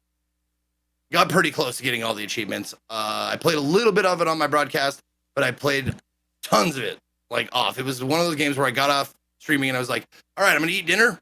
And then I'm just going to zone out, play some more Wasteland. It was great. Nice. Yeah. We're not going to reveal your number 3 because everyone's forgotten what was just said. Don't do it. Right, Everybody chat? totally forgot. Oh shit, were we supposed to be paying attention? Yeah. I just switched And out. luckily, no one was. Sorry, Barry. There we go. I didn't even know that we were doing a top 10. I got to figure this out real quick. Yeah. Co, that's why you're going to go next. No three. Okay. Co, I talk too much. Go ahead. Okay. My 10th game was not a game that really innovated too much past the previous iteration, but everything it did great. It was driving, it was fun, it was difficult, it was extremely enjoyable. My 10th game of the year was Doom Eternal. Had a great time with it, a very solid game. It's one of those games where it's just like they've got their formula down, they know how to do it, and they do it well. Mechanically enjoyable, and just a good time. And I know that when they, Doom Eternal 2 or whatever they come out with, I'm on board. I'm sold. Like, let's do it. Doom Eternalist, more Eternal. Doom Forever. Infinity, whatever. Sure, Doom absolutely. Infinity. I'm there. Doom Infinity, I'll take it. Yeah. My 9th game. This one was a surprise to me. This was a game that I was not expecting to like. I started it and it was weird. And I honestly kind of had to push through a little bit the first time I played it, but I was like, yeah, I'll try it again. And then I played again. I was like, okay. And I kept on going. And I was like, okay. And I started getting to the end. I was like, oh, okay. All right. So that's what you're going to do, 13 Sentinels. I see. That was my number 9, 13 Sentinels. This game was very surprising for me. It was a trip. This game takes you on a trip. It is in the style of 999 and I, the Somnium Files, has a kind of cool little mech simulator in there. Lots of twists and turns, lots of big reveals. It is very fun for people who enjoy kind of narrative-based story adventures, and I highly recommend it for all the weebs out there. Enjoy it. Good. So, number 8. Number 8. Yep. It's interesting because when Zeke was going over his list, he said something that really struck a chord with me as well. And that is that sometimes it doesn't matter like how good some aspects of a game are. These are games of the year. These are total packages. This game that is number 8 for me, I had a great time playing it. I absolutely loved it. It had some of the best aspects of some games, but again, you're talking about a total package. Not only was some stuff just not working properly, but it was buggy and some stuff was missing completely. My 8th game of the year was Cyberpunk. I thought it pains me putting it this low on my list. I was hoping that Cyberpunk would easily be my game of the year. And although there are some aspects that are not only game of the year quality, but in some cases like my game of the decade quality, like I said earlier, there are other parts that are just what's below bad. It's like not there. They're just not there. And that's really, really unfortunate. So again, I hope that this game is going to slide into the best redemption when we do this exact same show in a year. But you know what? That's up to CDPR. We'll see what they bring us. The next game for me was unexpected. I knew I was going to like it. I knew I was going to like it because everyone else liked it.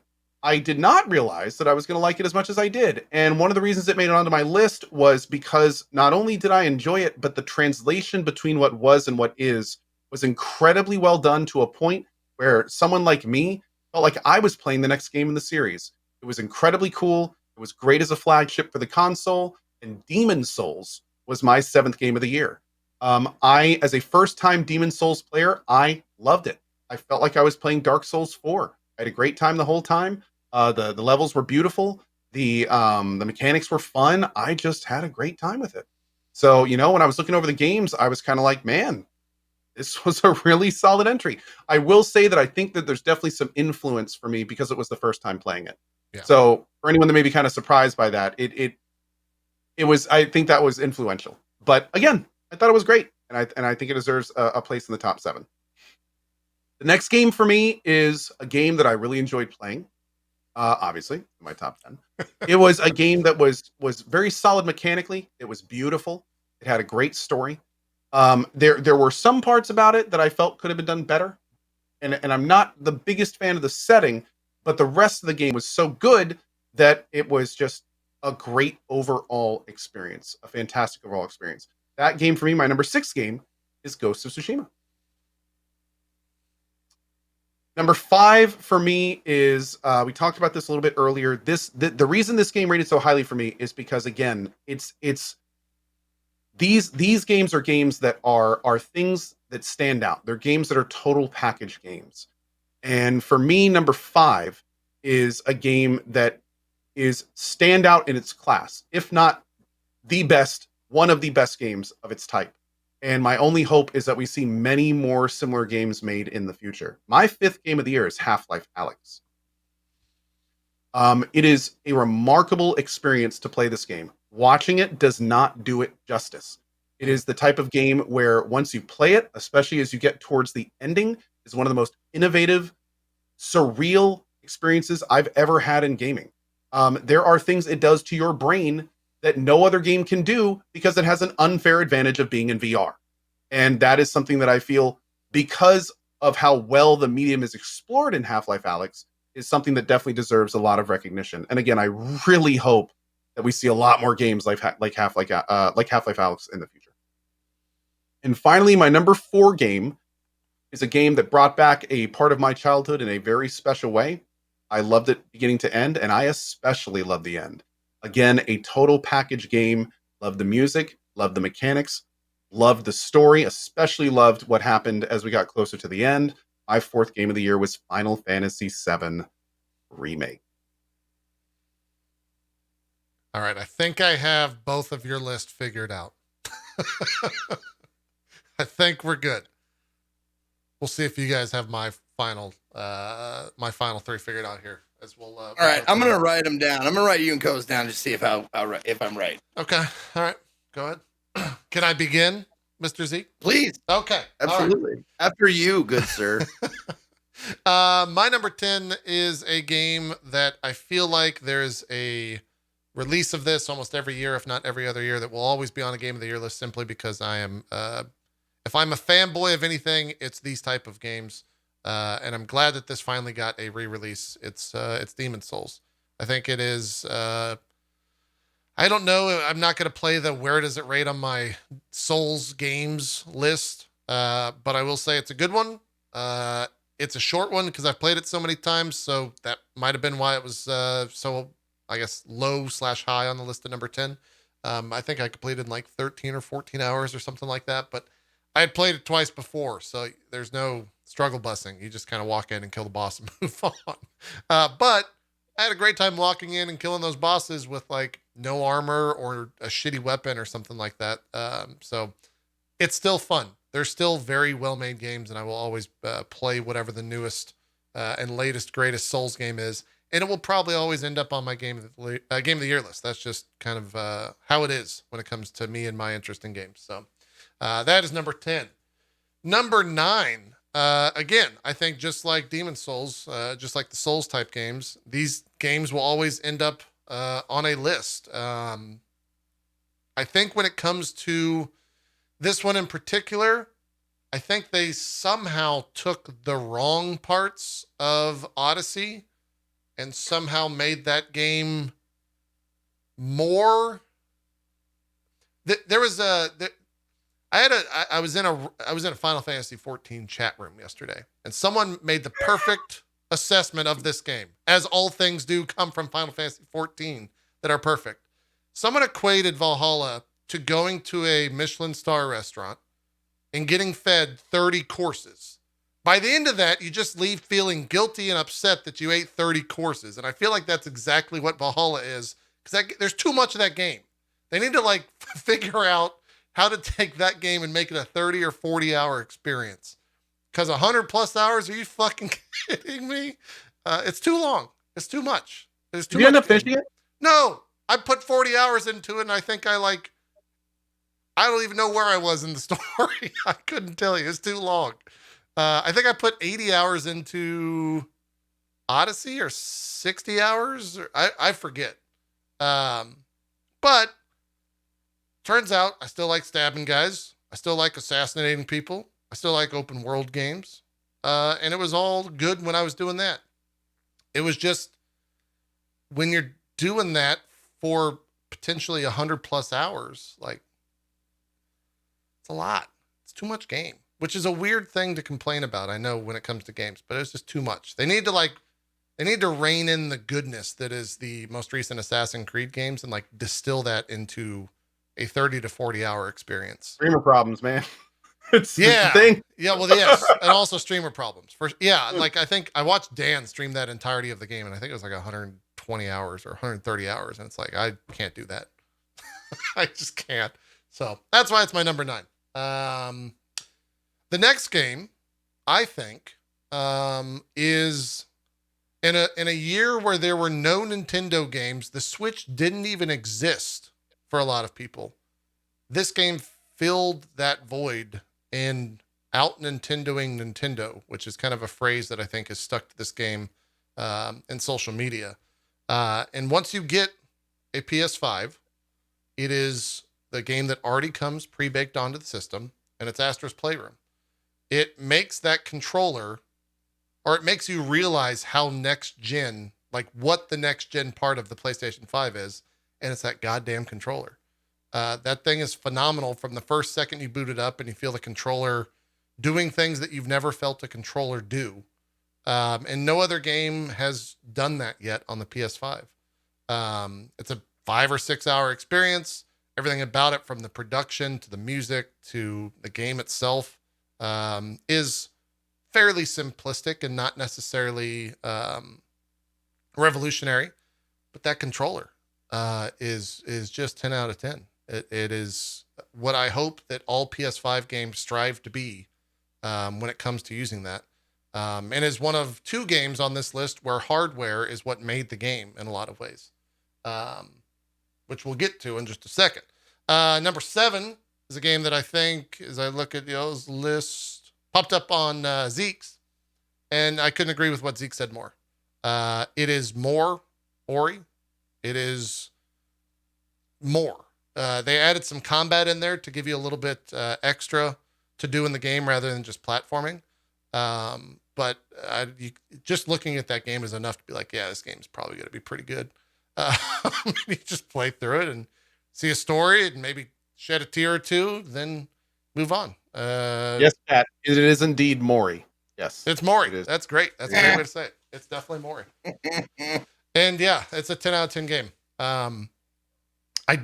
I don't know what's next for that team, but the 2 games that they have put out, Ori and this, are phenomenal, and I will definitely follow them into whatever world they go to next, without question. So, Ori and the Will of the Wisp is number 7. Next game on the list,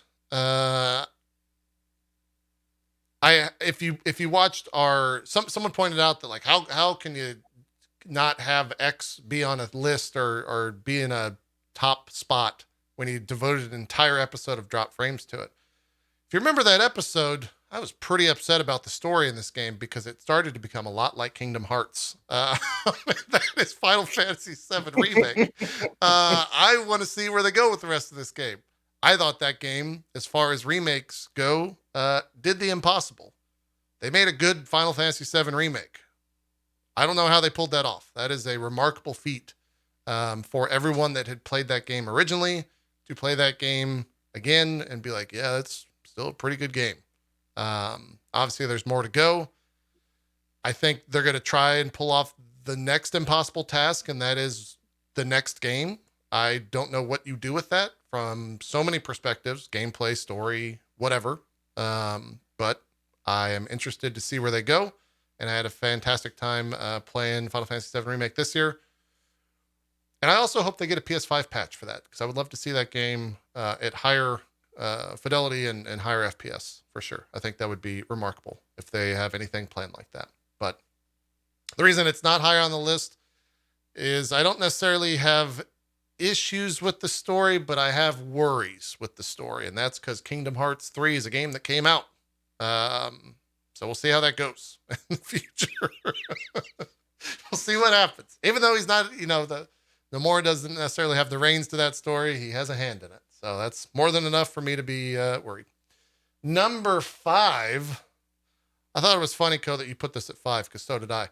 Half-Life Alyx. I think it's the defining VR game. I think that just like Astro's Playroom, it sells exactly what VR can be. In a lot of ways, I think you do need to have the index to kind of experience that game at its best.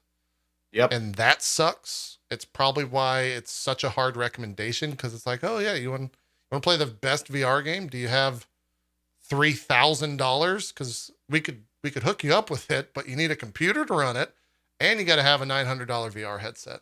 So yeah, that's why it's number 5. But I had a fantastic time with it. Ko, you absolutely nailed it. The end of that game is mind bending and breaking, and you take off that headset and the world sucks a little bit more because you're no longer in that world.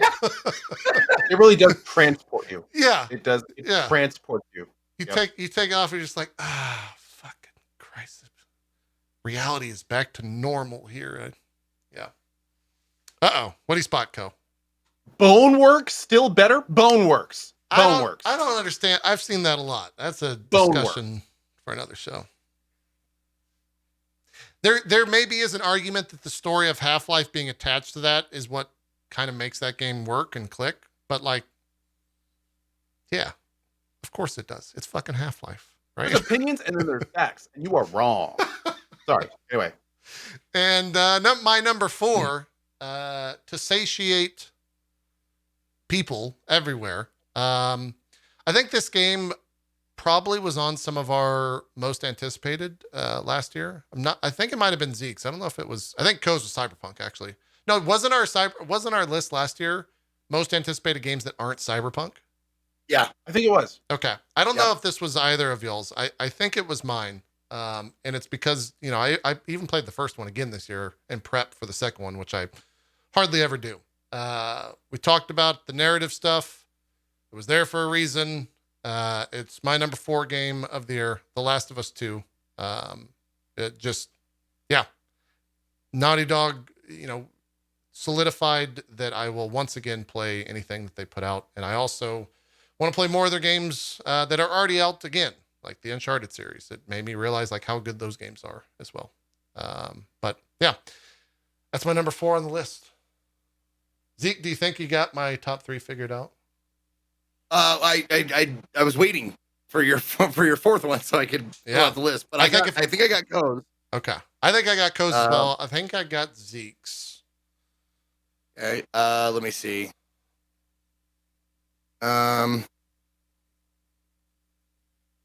Wait, no, that doesn't count. Doesn't count.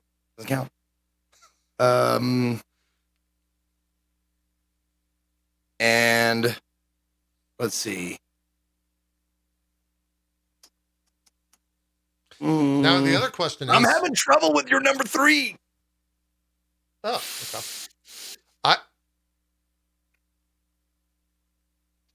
I got it. This is going to be a weird reveal because these are I will put it in my pocket. We don't have to do it now. I'll just fold it up so you can see me folding it up. Put it right there so you can just see it, and then I'll reveal it afterward. I think the top 3 of these games are all the same game in different order, somewhat, apart from maybe 1 or 2. So I don't know how we want to do this. Do we just want to reveal 1 at a time? We'll all reveal 3. What do you? Well, since I was a fucking dumb shit, I'll do my 3 first, since everybody knows what. Oh, right. Be. Okay, sure. I actually forgot about that. Go ahead, Zeke. My number 3. In all honesty, number 5 on my list, number 3 would be Switch, but I could have switched them again anyways. It doesn't matter. But my number 3 is There Is No Game, Wrong Dimension.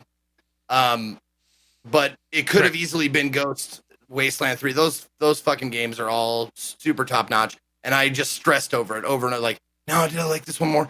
Did I really enjoy myself more playing this? And just thinking back, like, how was my enjoyment? But There Is No Game, Wrong Dimension deserves a place on my top 10, no matter where it is, because it is one of those fourth wall breaking games that tickles you when it's like when the narrator from Stanley Parable starts. He's like, Stanley went down this hallway, and you go down the other one. He's like, I guess he didn't go down that hallway. He went down the other one. I guess, fuck me, I guess. Like that kind of attitude. There Is No Game, Wrong Dimension is kind of like that, in that you're fighting against the narrator of the story. And the way it's presented is it's not like emotional or like that kind of stuff. It's more like intriguing. It draws you in and wants you to keep like unraveling where this is going. You know, it bars you. The first thing it does, it goes, you can't play this. And of course, as some like a game, you're like, oh, I can play. Oh, you watch me. I'm gonna play this. And then the solutions for the problems are like, they make sense after you do them, but beforehand, you're like, how the fuck am I gonna get this thing? And then you go to like a menu screen. You're like, wait a minute. What is that doing in the menu screen? That doesn't belong there. So you grab the thing, pull it out of the menu screen, use it to unlock something. You're like, oh, that's brilliant. And you love it. Like, I loved every moment like that in that game. So There Is No Game Wrong Dimension was a very, very fun game. Awesome stuff. Yeah. Co, I guess we'll just go 3s, 2s, and then we'll maybe reveal all of our Game of the Years at once. Because that's... Okay. Yeah. What's your number 3, Co? My number 3, I absolutely loved this game. It was an absolute joy beginning to end. I am planning on playing it again. The only thing about this game that didn't rate it higher, funny enough, is one of the reasons that Zeke said it was one of the best updates for him the year. And that was the fact that I spent probably a third of the time I played it looking at a loading screen. Wasteland 3 is my number 3 game of the year. It was a phenomenal game. It is a testament to how far In Exile and Brian Fargo has come. I cannot wait to see what In Exile is going to make now that they are with Microsoft, now that they're going forward with them. I have, like, In Exile is quickly becoming one of my favorite studios for this stuff. And Wasteland 3 is one of the better CRPGs made. I can't wait to return to it and do our kind of like evil side run. I already know so many things we're going to do differently. And man, to get that save game loading go faster, it's going to be beautiful. It's going to be beautiful. It's one of those things where you guys talk about that. You haven't pushed me onto that game yet. And so I'm kind of thinking like, maybe. No, don't push me. Zig, don't push me on the game. Do you like CRPGs or not? Like, would you say you like them as a whole? On the whole, I guess. Yes. I'm trying. Okay. I think the last one I played was Pillars of Eternity 2, actually, like right when it came out, when it was pretty buggy. And I somehow just like waltzed back past the final boss because it was buggy. So, yeah, I think Healing 2, by the way, we'll have to talk about this next week, but it has made great strides. I have heard it has. Yeah. Mm-hmm. Yeah. Oh, yeah. Yeah, so maybe Wasteland 3, we'll see. It's a long fucking game. Number 3 for me. This was a game that, like, in a lot of ways took me back to my roots of playing video games. It is, I think anything that these guys put out, I will play. I've said that a lot about all the games that I've played, but specifically this, like, as long as they continue to make games in this franchise, as Co said, whether it's Infinity or I don't know, Internal 2 or something, I will play it. They have absolutely nailed what that formula is for Doom.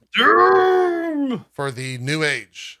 And the DLC that they just put out, while being unbelievably hard, is just so fun to fail in that game.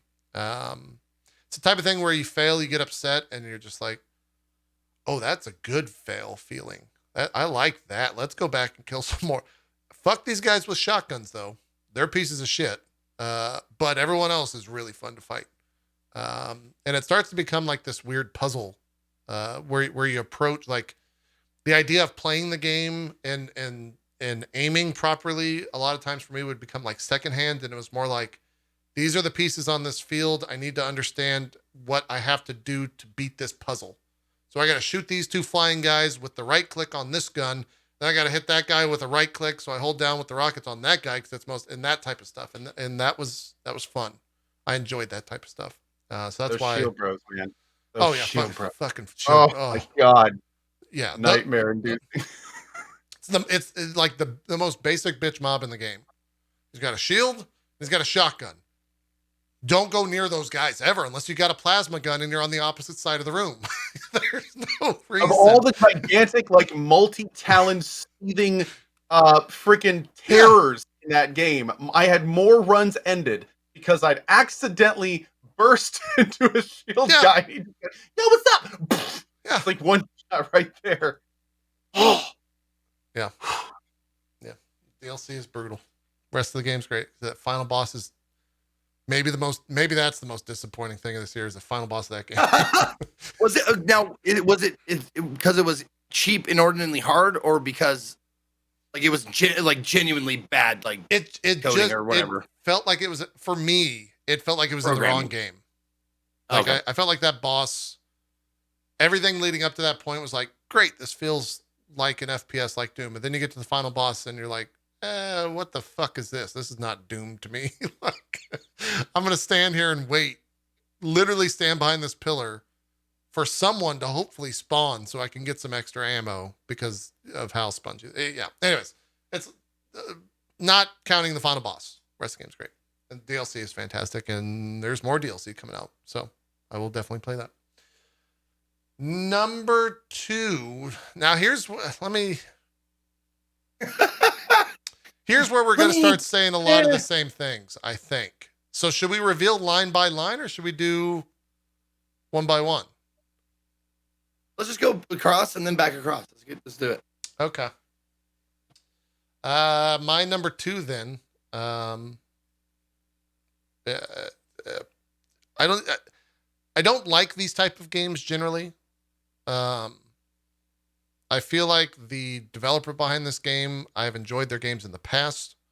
Some might even say they were the game of the years when they came out. At least one of them was. The other one was just fine.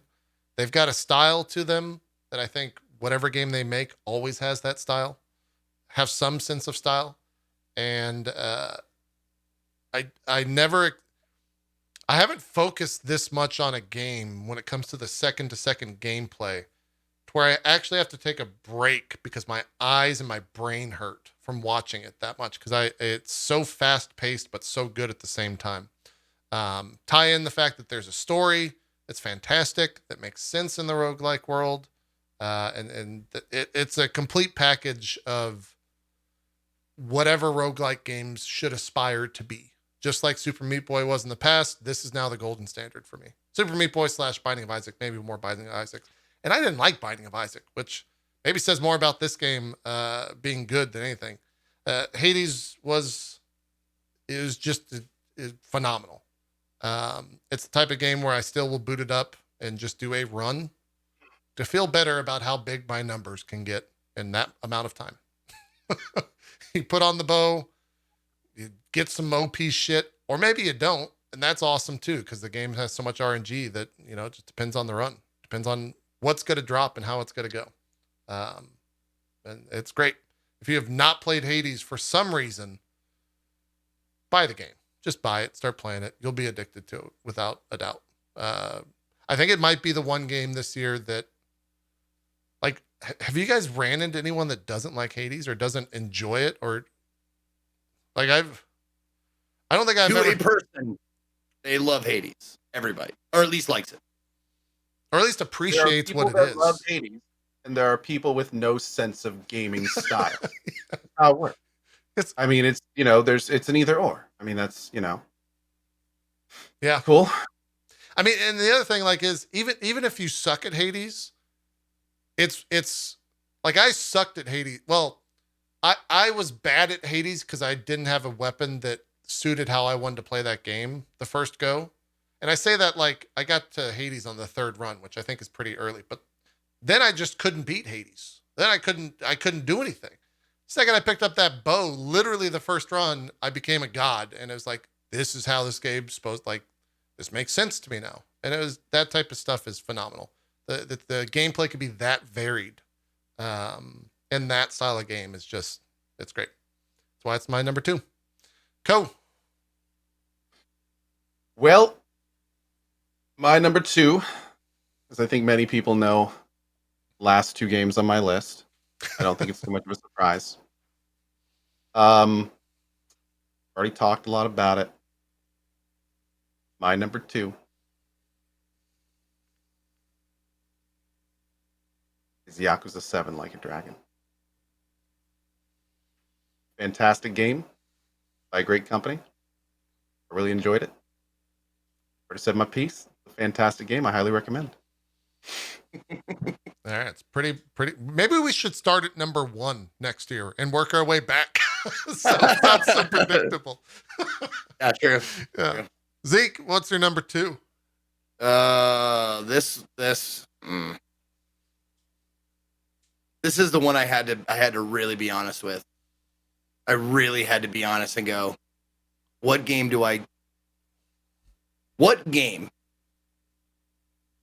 kept me like want to play more of it? Like I want to finish this. I want to see what happens. I want to play more. And I kept going like, it can't. No, the hate. You're going to get so like, don't you like, no, I didn't experience like a lot of the shit that other people experienced, I guess. I keep coming back to it. I love it. I'm having so much fun playing it. My number 2 is Cyberpunk 2077. I know. There you go. I know. There you go. That's a surprise. It's so fucking fun. That's a surprise. I have to be honest, man. This game tickles me. There's so much wrong with it, but there's so much more right with it. I go and I'm doing side quests. That's all I'm fucking doing. And I love it.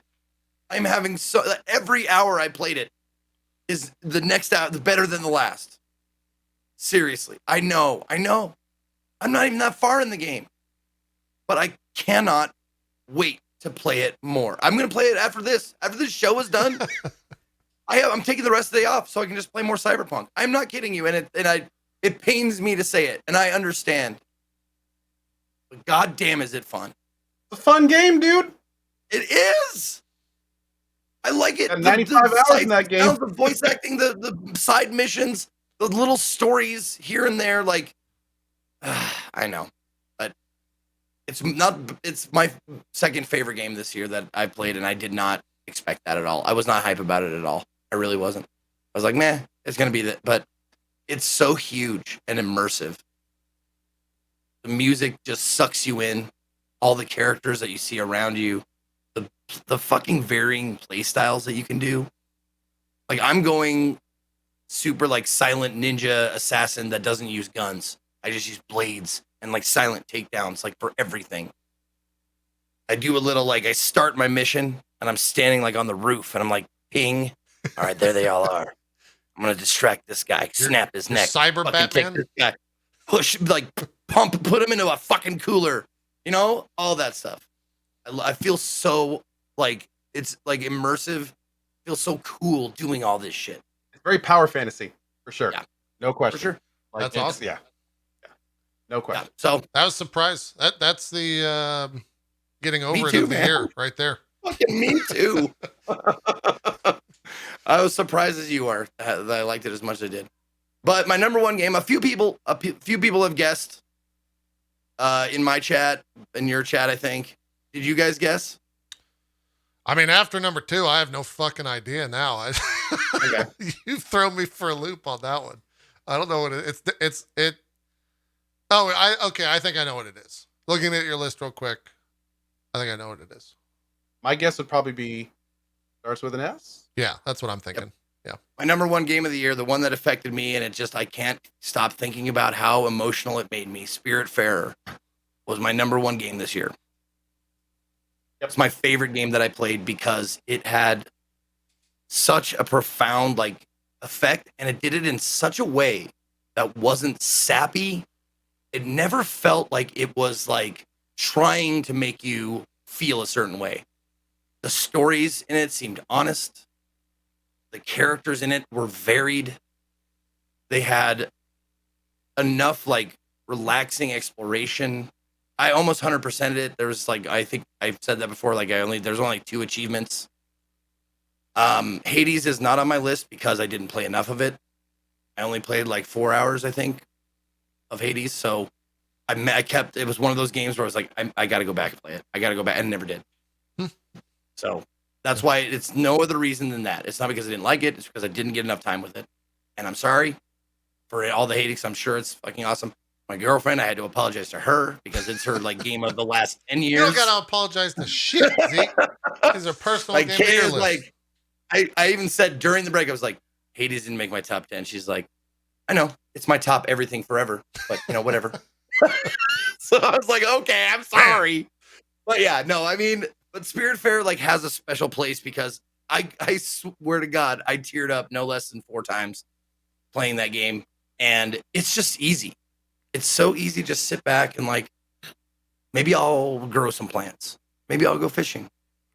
Maybe I'll take this person to the last place. No, I'm not going to do that. No, I'm not going to take this person. I don't want to lose this. This person stays on my boat forever. They stay on my boat. But eventually you have to. And it's gut-wrenching every time I had to do it, but in such a cathartic way. Every hug that you gave one of those people on the boat felt special. I loved it. Absolutely loved it. There you go. Oh yeah, man. That's what a game of the year is all about right there. For sure. Cool. Are we doing this at the same time? I think everyone knows yours. I think everyone knows mine. Yeah. I think. Should I just reveal it? Do you want to talk about it? What I'm going to talk about mine. Okay, go ahead. Because I haven't had a chance to talk about mine. Sure. Because it hasn't really been anywhere else. Now, the thing about this game is this, I've talked about this a few times throughout the course of the show today, the total package. And there is one game that for me was not only the total package, where it was technically great. It was enjoyable. It tested my gameplay. It tested my strategy. There was collection aspects. There was city building aspects. There was an evolving narrative. There was a huge amount of quality voice acting. There was phenomenal music. There was a wheelchair that rammed through a door. There was all sorts of stuff in this game that just added up to one of the best gaming experiences I have had. It is extremely rare for me to back-to-back play through games. When I finished normal mode of Hades,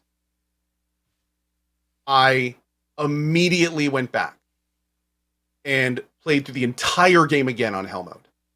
And I enjoyed every single minute of it. I streamed that game until my regulars were saying, please play something else, Go. You have been playing this game for literally hundreds of hours. I cannot watch this game. You have gotten so fast at it. It hurts me to watch your stream. I literally got a PM from somebody saying, I could kind of bear with this at the beginning, but at this point you just like steamroll everything and I can't follow your character enough because you do these crazy ass builds with a billion flashing lights on the screen. And I'm just like, okay, like fine, I get it. Okay. It is such a cool game. I have literally hundreds of hours in this game. I still haven't seen a sizable amount of boons and duo combinations. There are still achievements I haven't gotten. I haven't even started to do like the get everything max thing. I got 32 heat. It was a hugely fun accomplishment to do. I did all the stuff there was like, it's just so good. And the thing that drives me crazy about it is this is a roguelite.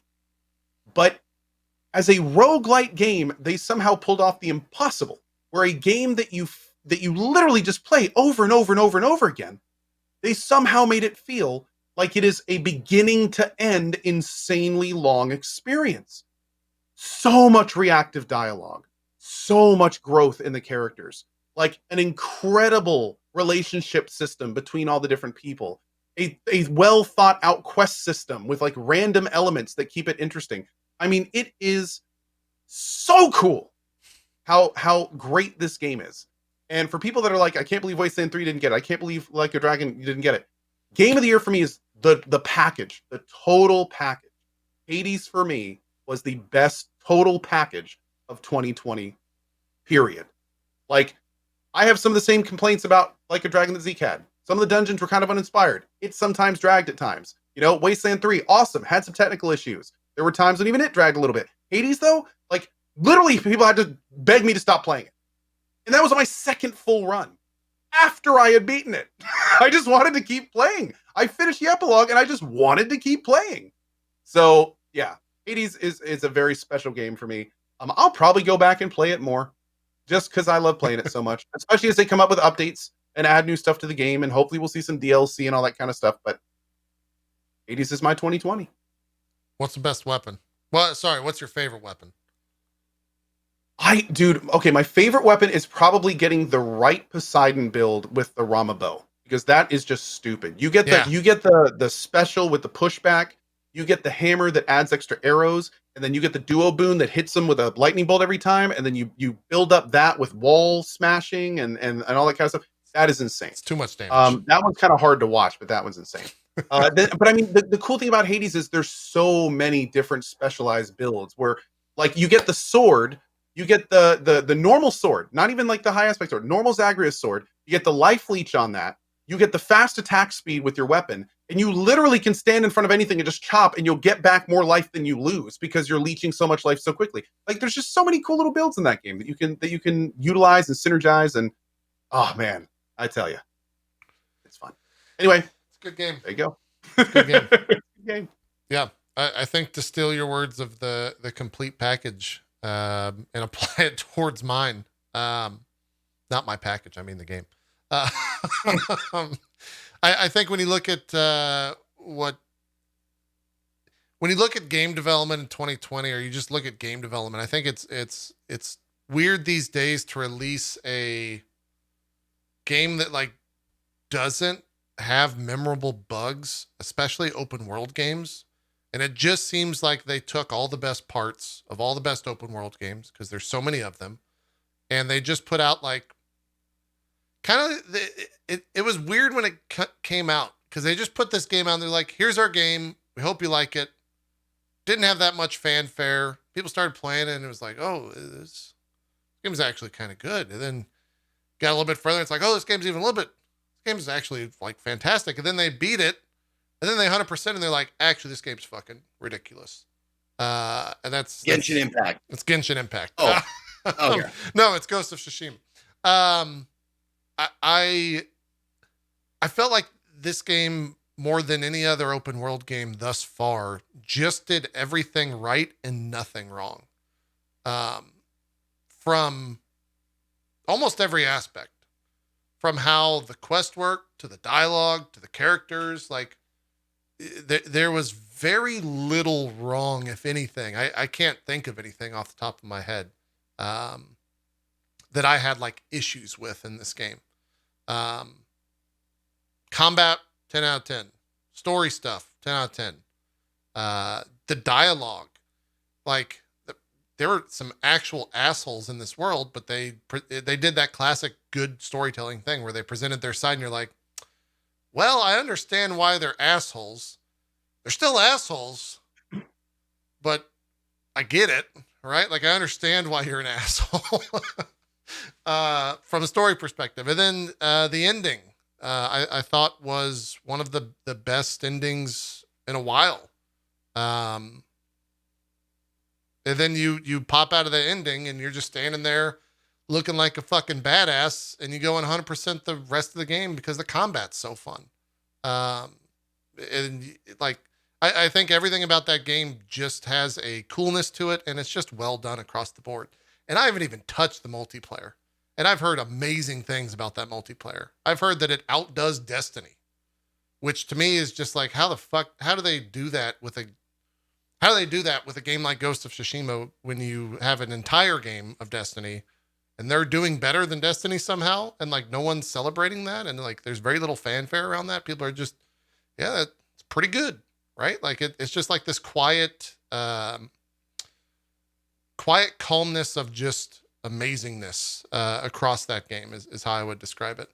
And for someone who like loves open world games, they took everything, like Rami said, they took everything from this past generation, they put it into that singular game, and Ghost of Tsushima like was the product, and it's great. It's 10 out of 10. I cannot recommend that game enough. If you have a PS5 and you haven't played it yet, it performs and looks wonderful at 4K 60. I didn't even talk about the graphics. When you get into that first duel. You talked about it with art style. Yeah. Well, in this moment, but like when you get in that first duel and like the music starts to like dip out and you're both just standing there and maybe you see like some leaves in the background. Then you get distracted by that leaf and your fucking head gets cut off. You're like, shit, this game's good. You reload. And that's Ghost of Tsushima for me. That's game of the year. That's the best game. Yeah. Those are my Hey, predictions. nice. I put in P5R because I didn't know if you counted it or not. No, and I remember you talking about Hades, but I didn't you weren't gushing as much as I thought it would be number 2. But I got most of them. The one I missed was P5R for Hades, but yeah. Dude, you got me good with Cyberpunk. Same. Damn. I did not expect that. I never would have expected that. That's awesome, though. I did not expect that. Couldn't agree more with your reasons. Yeah. It's still the biggest fail. It's still the biggest industry fail of the year. God damn it. I can't stop playing it. Where is Last of Us 2 on Co's list? Funny enough, and Barry will attest to this, I actually had honorable mentions right under my list, and Last of Us 2 was on my honorable mentions. It would have been probably between my 11 and 13. Last of Us 2 was, I feel the same way about Red Dead Redemption 2. Technically it's really good. Did some amazing things from a gameplay perspective in terms of animations and how real it was. The voice acting was good, but I just didn't really hugely enjoy my time in it. The story was not good enough for me to be I had a great time with it. You know what I mean? It just wasn't for me. Yeah. I wanted to tag on JP's Game of the Year. Someone asked me in my chat, is Spiritfarer that good? And I said, this is what I said. My qualification for Game of the Year are not necessarily what I think the best game is. It was my favorite, but as far as technically good games with all elements working together, Ghost of Tsushima is probably the best. Spiritfarer will stay with me and broke my heart over and over. That's the difference. Totally, yeah. It's technically not the best game. Yeah. I wouldn't, if I was looking at it from an outside standpoint, without, how it made me feel and stuff, Ghost of Tsushima is the best. In my opinion, the best made game all the way around. But my favorite was different. Yeah, that makes sense. Someone was asking if P5R could be on there. I'd probably push Demon Souls off, and it would probably be... It would be tough. It'd be top 3 somewhere. It's a hell of a good game. I mean, it's Persona 5, if you've played that. But more. So, it's pretty good. And all the changes they put in it is they're all positive changes. They fixed a lot of the, annoying shit and made it better. So yeah, it'd probably be top 3 somewhere, but it was an expansion DLC, which I think this might be the first year that I adhered to that rule, which is also why I didn't put Miles Morales in here. I think I asked you guys on Twitter after the fact. That would probably be also top 10 somewhere, probably towards the back half. I'd probably push Demon Souls off and put it 7 or 8, something like that. Cause it's good. It's more Spider-Man if you played that. So. We got to decide where we got to do one list. We got to do one list. Yeah. We got to do this. Well, I think it's fair to say that, oh no. I would take my self completely off the table for Hades being number 1. I would totally be fine with that being number 1 as far as drop frames, because I didn't play enough of it. That means it sucks that I can't but I will abstain. I'm okay with Hades being 1. I think Ghost needs to be 2 then. It's the only game that's all on our list. I would agree with that as well. Isn't it? Is there something else that's on all of our lists? No, I think Ghost of Tsushima is the only one that's on all of our lists. Someone pointed that out earlier. I'm okay with Hades 1. Ghost 2. Mm-hmm. Here's where it gets hard. What do we do next? What was where was Doom Eternal? So Doom Eternal was 10 for Co. Wasn't on Zeke's list. So it's okay. Cyberpunk was on both of. I don't mind Cyberpunk being like a 10 because I enjoyed it. I think you could say I wasn't brave enough to put it on my list. Mm-hmm. But it's also just a fucking broken mess. Yeah, it's so tough. dude. There's like amazing parts of Cyberpunk, and there's also parts that are like it shouldn't be on anyone's top 10. Like it's really it's crazy to me to think. And I think this just points to kind of like the insanity of the situation. Zeke's number 2 game is the biggest industry fail of the year. Like, yeah. How do you even like it's ridiculous. It's very frustrating. I put up my top 10 list on Twitter. It's already getting hazed because Cyberpunk is the 8th spot. Ah. Well, you're just putting it there because you're in the game. How could you even possibly sit like it's like, oh, you want to know an extra special funny part to that? I wouldn't have bought it. CDPR gave me it for free. They gave me a fucking key. I wouldn't have bought it. They gave me a key and I was like, all right, fuck it. I'll put it in. I did the whole character creation on stream. And then I like booted up on my own time. And I was like, all right, that's pretty good. Okay, this is fun. Okay, what time is it? Oh my, what? Okay. I'm gonna have to give this more time. It definitely was a time sucker. So no Cyberpunk anywhere? If it's there, my personal vote would be towards the end. Yeah. I'm okay with it being right really, at 10. Really good parts, but there's also missing and really not great parts. Are you good with 10, Co? I'm okay with 10. Should we put an asterisk next to it? I'd say 10 with an asterisk. Should we put an asterisk next to it and then put that Pedro Pascal where your life is good, but it could be better? We just put Cyberpunk. We'll revisit in 6 months. I just want to address the people who like talk about, that I got paid to put it at number 2, or it's flex more. If you got paid what I got paid from them, then you'd put it at number 2. You probably put it at number 1, you cheap bastard. That's true. I mean, I wasn't even going to put it on the list, but then they put me in the game. So yeah, I mean, come on, man. By the way, I hate to do this. I know you gotta go. You gotta go right now. Okay. Do you think we could give maybe like the first half an hour to the next episode to like? I don't mind doing that. Talk through the list. Yeah, let's do that. Yeah, let's let it instead. Yeah, I agree. Awesome. I will say I just don't want to rush it. This will be really fun. We could bring Chad in too and like talk these through a little bit. I will paste this list. Hades 1, Ghost of Tsushima 2, Cyberpunk 10. That's what we got, baby. Thus far, yeah. Thus far, yeah. All right, let's do some shout outs, then we'll call it because we're a little bit over. We've been going for about 4.5 hours for now. Zeke, do some shout outs. Yo, everybody, thank you guys for watching. I hope you guys had a good time, entertaining. I hope you had some thrills and chills and some surprises. My name is Ezekiel the Third. You can find me at or / Ezekiel_III on Twitch, Twitter, and YouTube. I will not be streaming today. I will be taking the rest of the day off to play Cyberpunk because they paid me enough to play it, but they didn't pay me enough to stream it. Just kidding. They didn't pay me anything. They just gave me the game. If you want to catch me, though, tomorrow's a very special day, very wonderful day. Guess what? First day of CD-ROMathon. Ooh, it's back. Oh, nice. Baby. CD-ROMathon is starting, and I put out a little feeler list of 30 CD-ROMs that I own to see what people wanted to see first or want to see most hype about.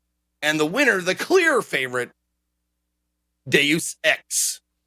The very first CD-ROM of CD-ROMathon will be Deus Ex. And then I'm going to throw that entire list out the fucking window and play whatever I want. So, that's what's happening starting tomorrow. 3rd annual. I can't believe I'm doing something 3 years in a row. Jesus. 3rd annual CD-ROMathon for the entire month of January. All installing, and we're going to get it all installed together. We're going to run it. Hopefully, we'll have some fucking dumb moments and good moments. So, that's what's starting at 10 a.m. Pacific.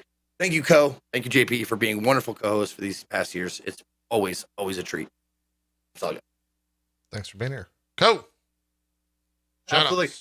First of all, thank you so much to JP and Zeke. It is a lot of fun not only coming up with these lists, but then doing this show. It is so cool to be able to sit down with good folks, not only YouTube, but also all of chat, and kind of go through, why we think the way we do about what we do for our job. So this is awesome. And I really want to thank all of you guys for being here. Hope you guys enjoyed the show and the opinions and, all the fun we had today. So anyway, my name is Co. I currently working through Pillars of Eternity 2. We're getting close-ish to being done with the Pillars of Eternity 2 base game. Then for my first time ever, we're going to be doing the DLCs for Pillars of Eternity 2. I can't say PoE 2. It's too confusing. So hope that you join us for that. I'm probably going to be back on in like an hour or so for just a little bit, probably drinking some beer and doing some side stuff. Then tomorrow morning for another all day as usual at 8 a.m. ET. So the note, hope you join us. If I don't see you in the channel, I will see you next week right here. Well, next Wednesday right here for more drop frames for doing whatever we do. Thank you as always for watching. Awesome stuff.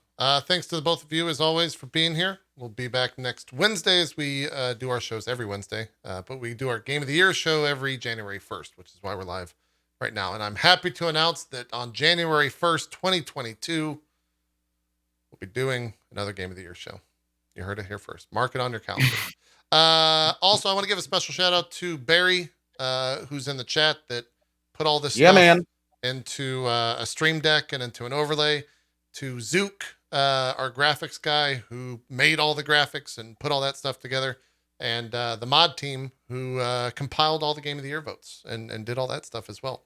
It's a group effort, and it was fantastic to put the show on. Hopefully you guys enjoy it as well.